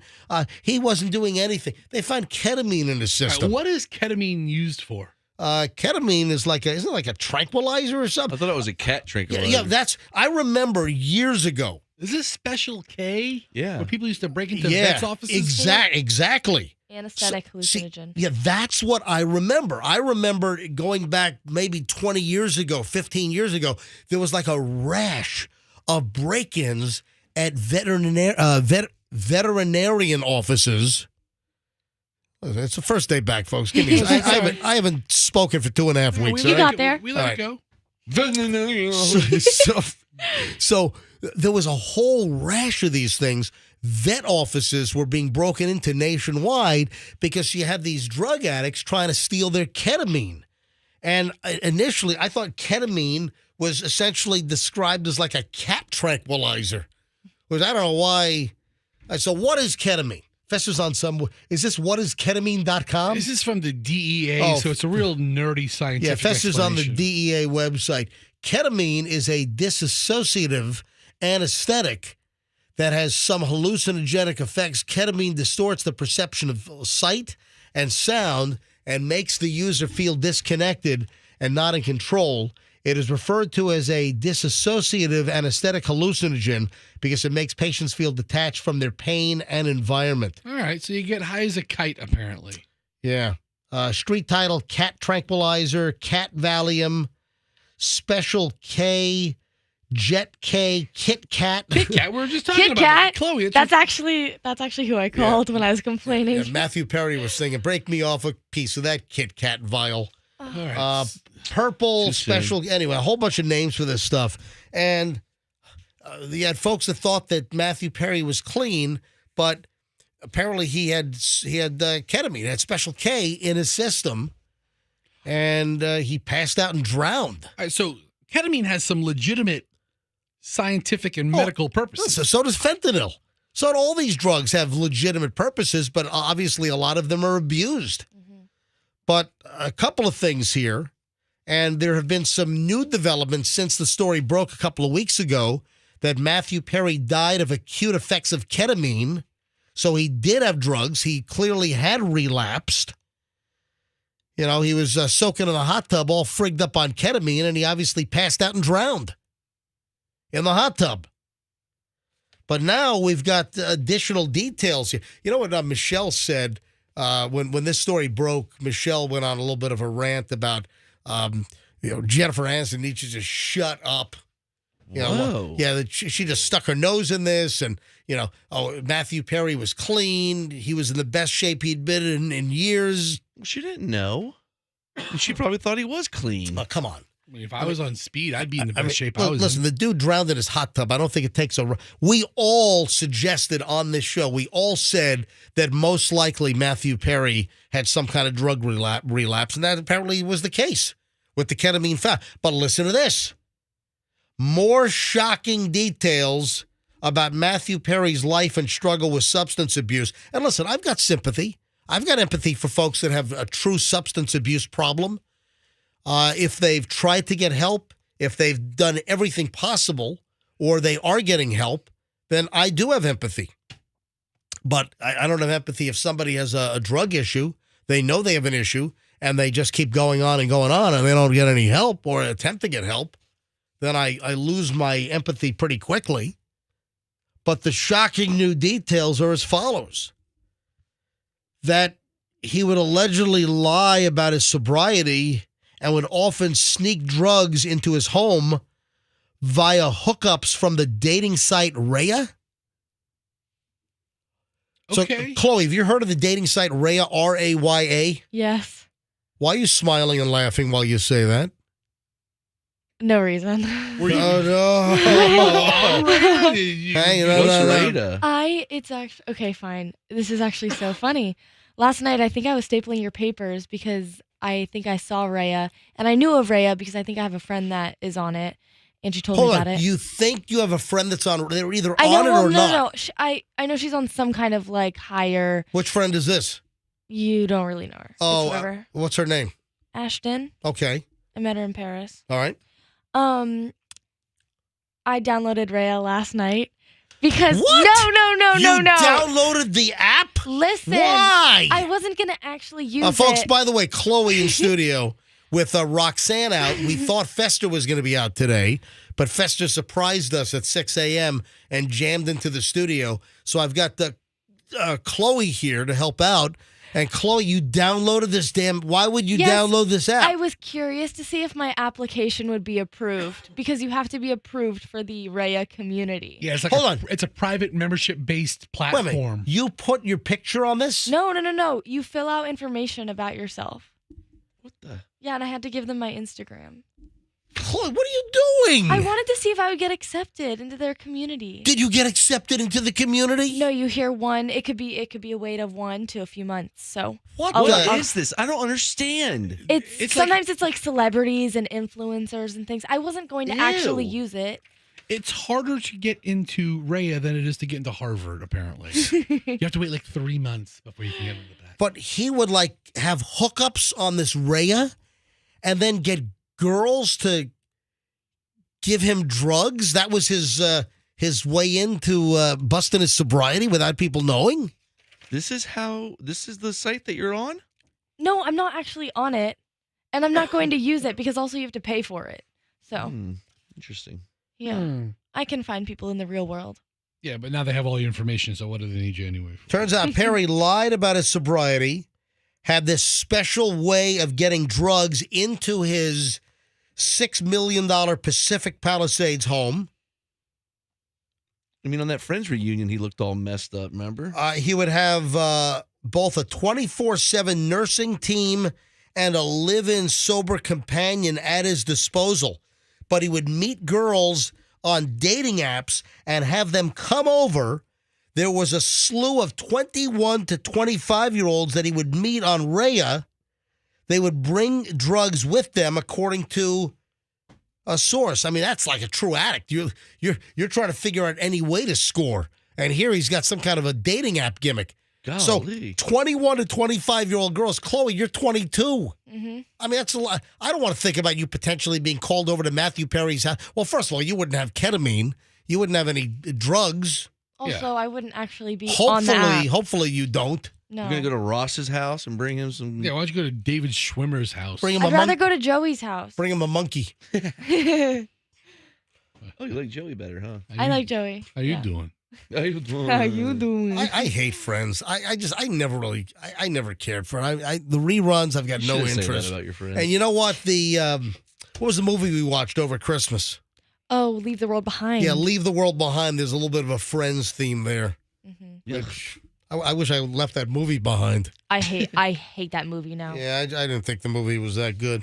All right, so Florida move over laws expanded. Hey, if you'd like a $158 fine and points on your license, well, don't move over idiot. So as you know, and I've been very clear about this. I've spent numerous moments on this show talking about moving over. It's still incredible to me. I'll be driving home after the show. I'll be driving home on the Howard Franklin Bridge, and I'll see a police car. I'll see a road ranger assisting somebody on the side of the road, and they're on the right shoulder. And you'll see people jamming by, flying by at 65, 75, 80 miles an hour in the right lane. I mean, what are you doing? And no attempt to move over whatsoever. So it was, up until last year, it was Florida law that you've got to pull over for law enforcement or emergency vehicles, sanitation crews, tow trucks, construction vehicles, utility service vehicles.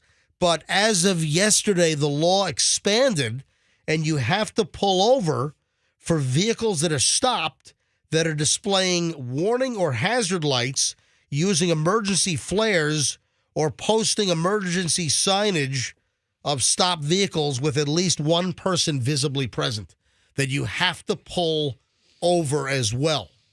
And if you don't, they'll write you up. There have been many instances where if there's police activity on the side of the road, that if cars don't pull over, it's been known that some agencies will have another car waiting that's not working the accident or the disabled vehicle, and they'll go after the car that didn't pull over. And the law states that you got to pull over a lane. Hey, and it's not just right. You might have vehicles on the left side. You have to move a lane over. And if you can't, you've got to go 20 miles under the posted speed when you drive by. So now it's expanded to any vehicle displaying emergency flashers or a flare. You got to pull over, or else you will get a ticket. Man, you're on a tear today. What do you mean? You will get a ticket, mister. The golf cart thing, getting over thing, the fireworks. It's been a... Fester, I just saw the headline on this. What's going on in the Sarasota jail? They've got some kind of huge smuggling problem? Yeah, I saw the headline as well. I kind of read a little bit of the story. Apparently, a guy punched a hole in the window and was fishing contraband into the jail.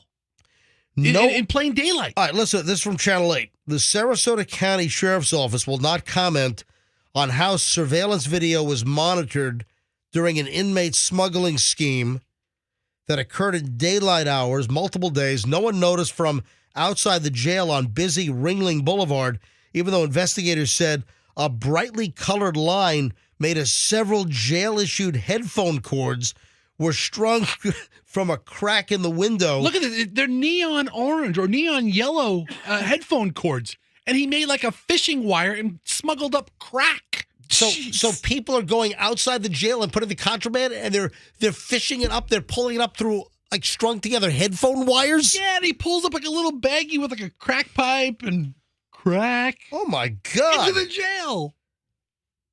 This is like the most improvised, most rudimentary.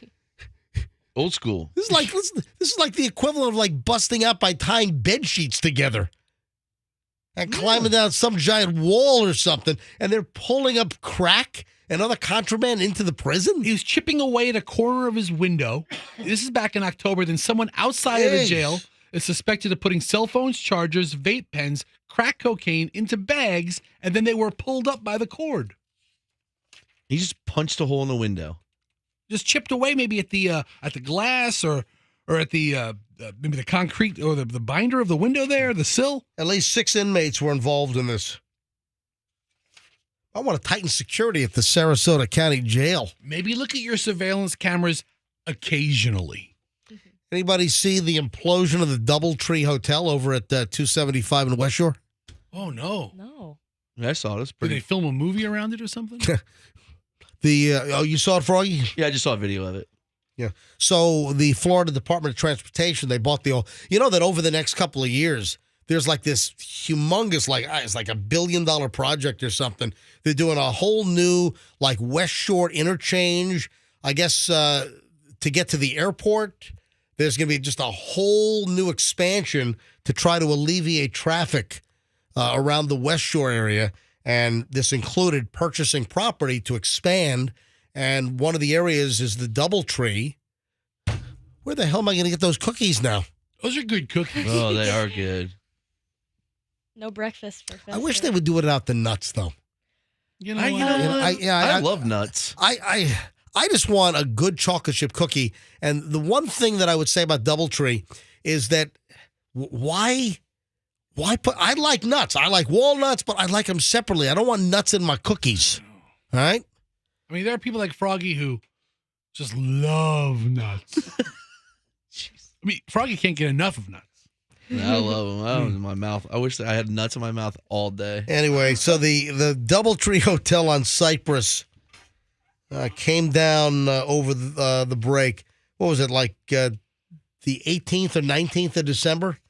So they took that thing down, 10-story building, had over 400 rooms, and FDOT, the Florida Department of Transportation, they're going to use it to set up staging area for the construction. But I would imagine at some point it's going to be utilized for the actual new exchange. So direct express lane connecting Tampa International Airport to the Courtney Campbell Causeway as well, Independence Parkway. It's a massive expansion project. So they imploded the damn building. Oh, I mentioned back to school holiday for sales tax. Hey, it's not just for the beginning of the school year, folks. So now we got a second half of the school year tax holiday. Is that really needed? You know what? I thought the same thing. Do we really need a second tax holiday? I mean, I'm against, overtaxation, certainly. Unless you can save money in your pocket as opposed to the government, great. But do we need it now? So it's January 1st. So yesterday through Sunday, January 14th, qualifying items exempt from tax. Clothing, footwear, certain accessories with sales price of $100 or less per item. Certain school supplies with sales prices of $50 or less. Learning, anyway. So new tax holidays in effect for a couple of weeks. Dude, last time I bought my Hawaiian shirts at the Fat Guy store, it was back to school holiday, and the guy's like, "Yep, no tax." I'm like, "Wait, hold on. These are 5XL Hawaiian shirts," and he's like, "Yep, fat kids too, And I was like, "Hey, all right, jeez, that's pretty cool." That's what he said, and he was, breathing out of a tube. He was so fat. All right, well, obviously, we were on vacation for a couple of weeks, and I got a pile of stuff here. I didn't even scratch the surface today. I thought it was a pretty good return show, first show of 2024, but I didn't even scratch the pile. So a lot of stuff for tomorrow. Roxanne should be back tomorrow. Chloe, thank you for coming in today. I highly appreciate that. Wonderful job. Thank you, guys. And Happy New Year to everybody. Yeah, you did a wonderful job today. Anything that I left off, Fester, of importance to you? We'll get back to it tomorrow. What about you, Froggy? Anything you need to say? We have to have a meeting about the Hal Herman plushies coming up.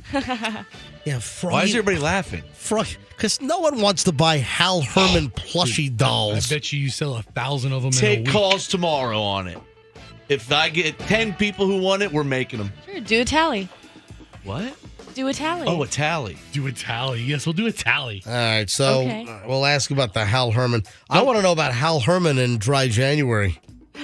Well, maybe you could call him up tomorrow. And also, Hal Herman headlines. We need that by the end of the week. Jeez, Hal's got a lot of pressure. The first edition of 2024. A lot of news to cover. Yeah, I think that's it. All right, so I'm looking at my stuff I didn't get through today. So tomorrow is going to be slammed. And, of course, if you haven't heard the news yet, next week, starting Monday morning at 6 a.m., we're going to give away $20,000. Thanks to the Kemp Law Group. We're giving away $1,000 every hour next week. Monday, Tuesday, Wednesday, Thursday, Friday. During the MJ Morning Show, 6, 7, 8, and 9 o'clock hours. Just keep listening for more details on MJ Bill Pay here on the MJ Morning Show on Q105. We'll see you tomorrow, folks, and let's be careful out there.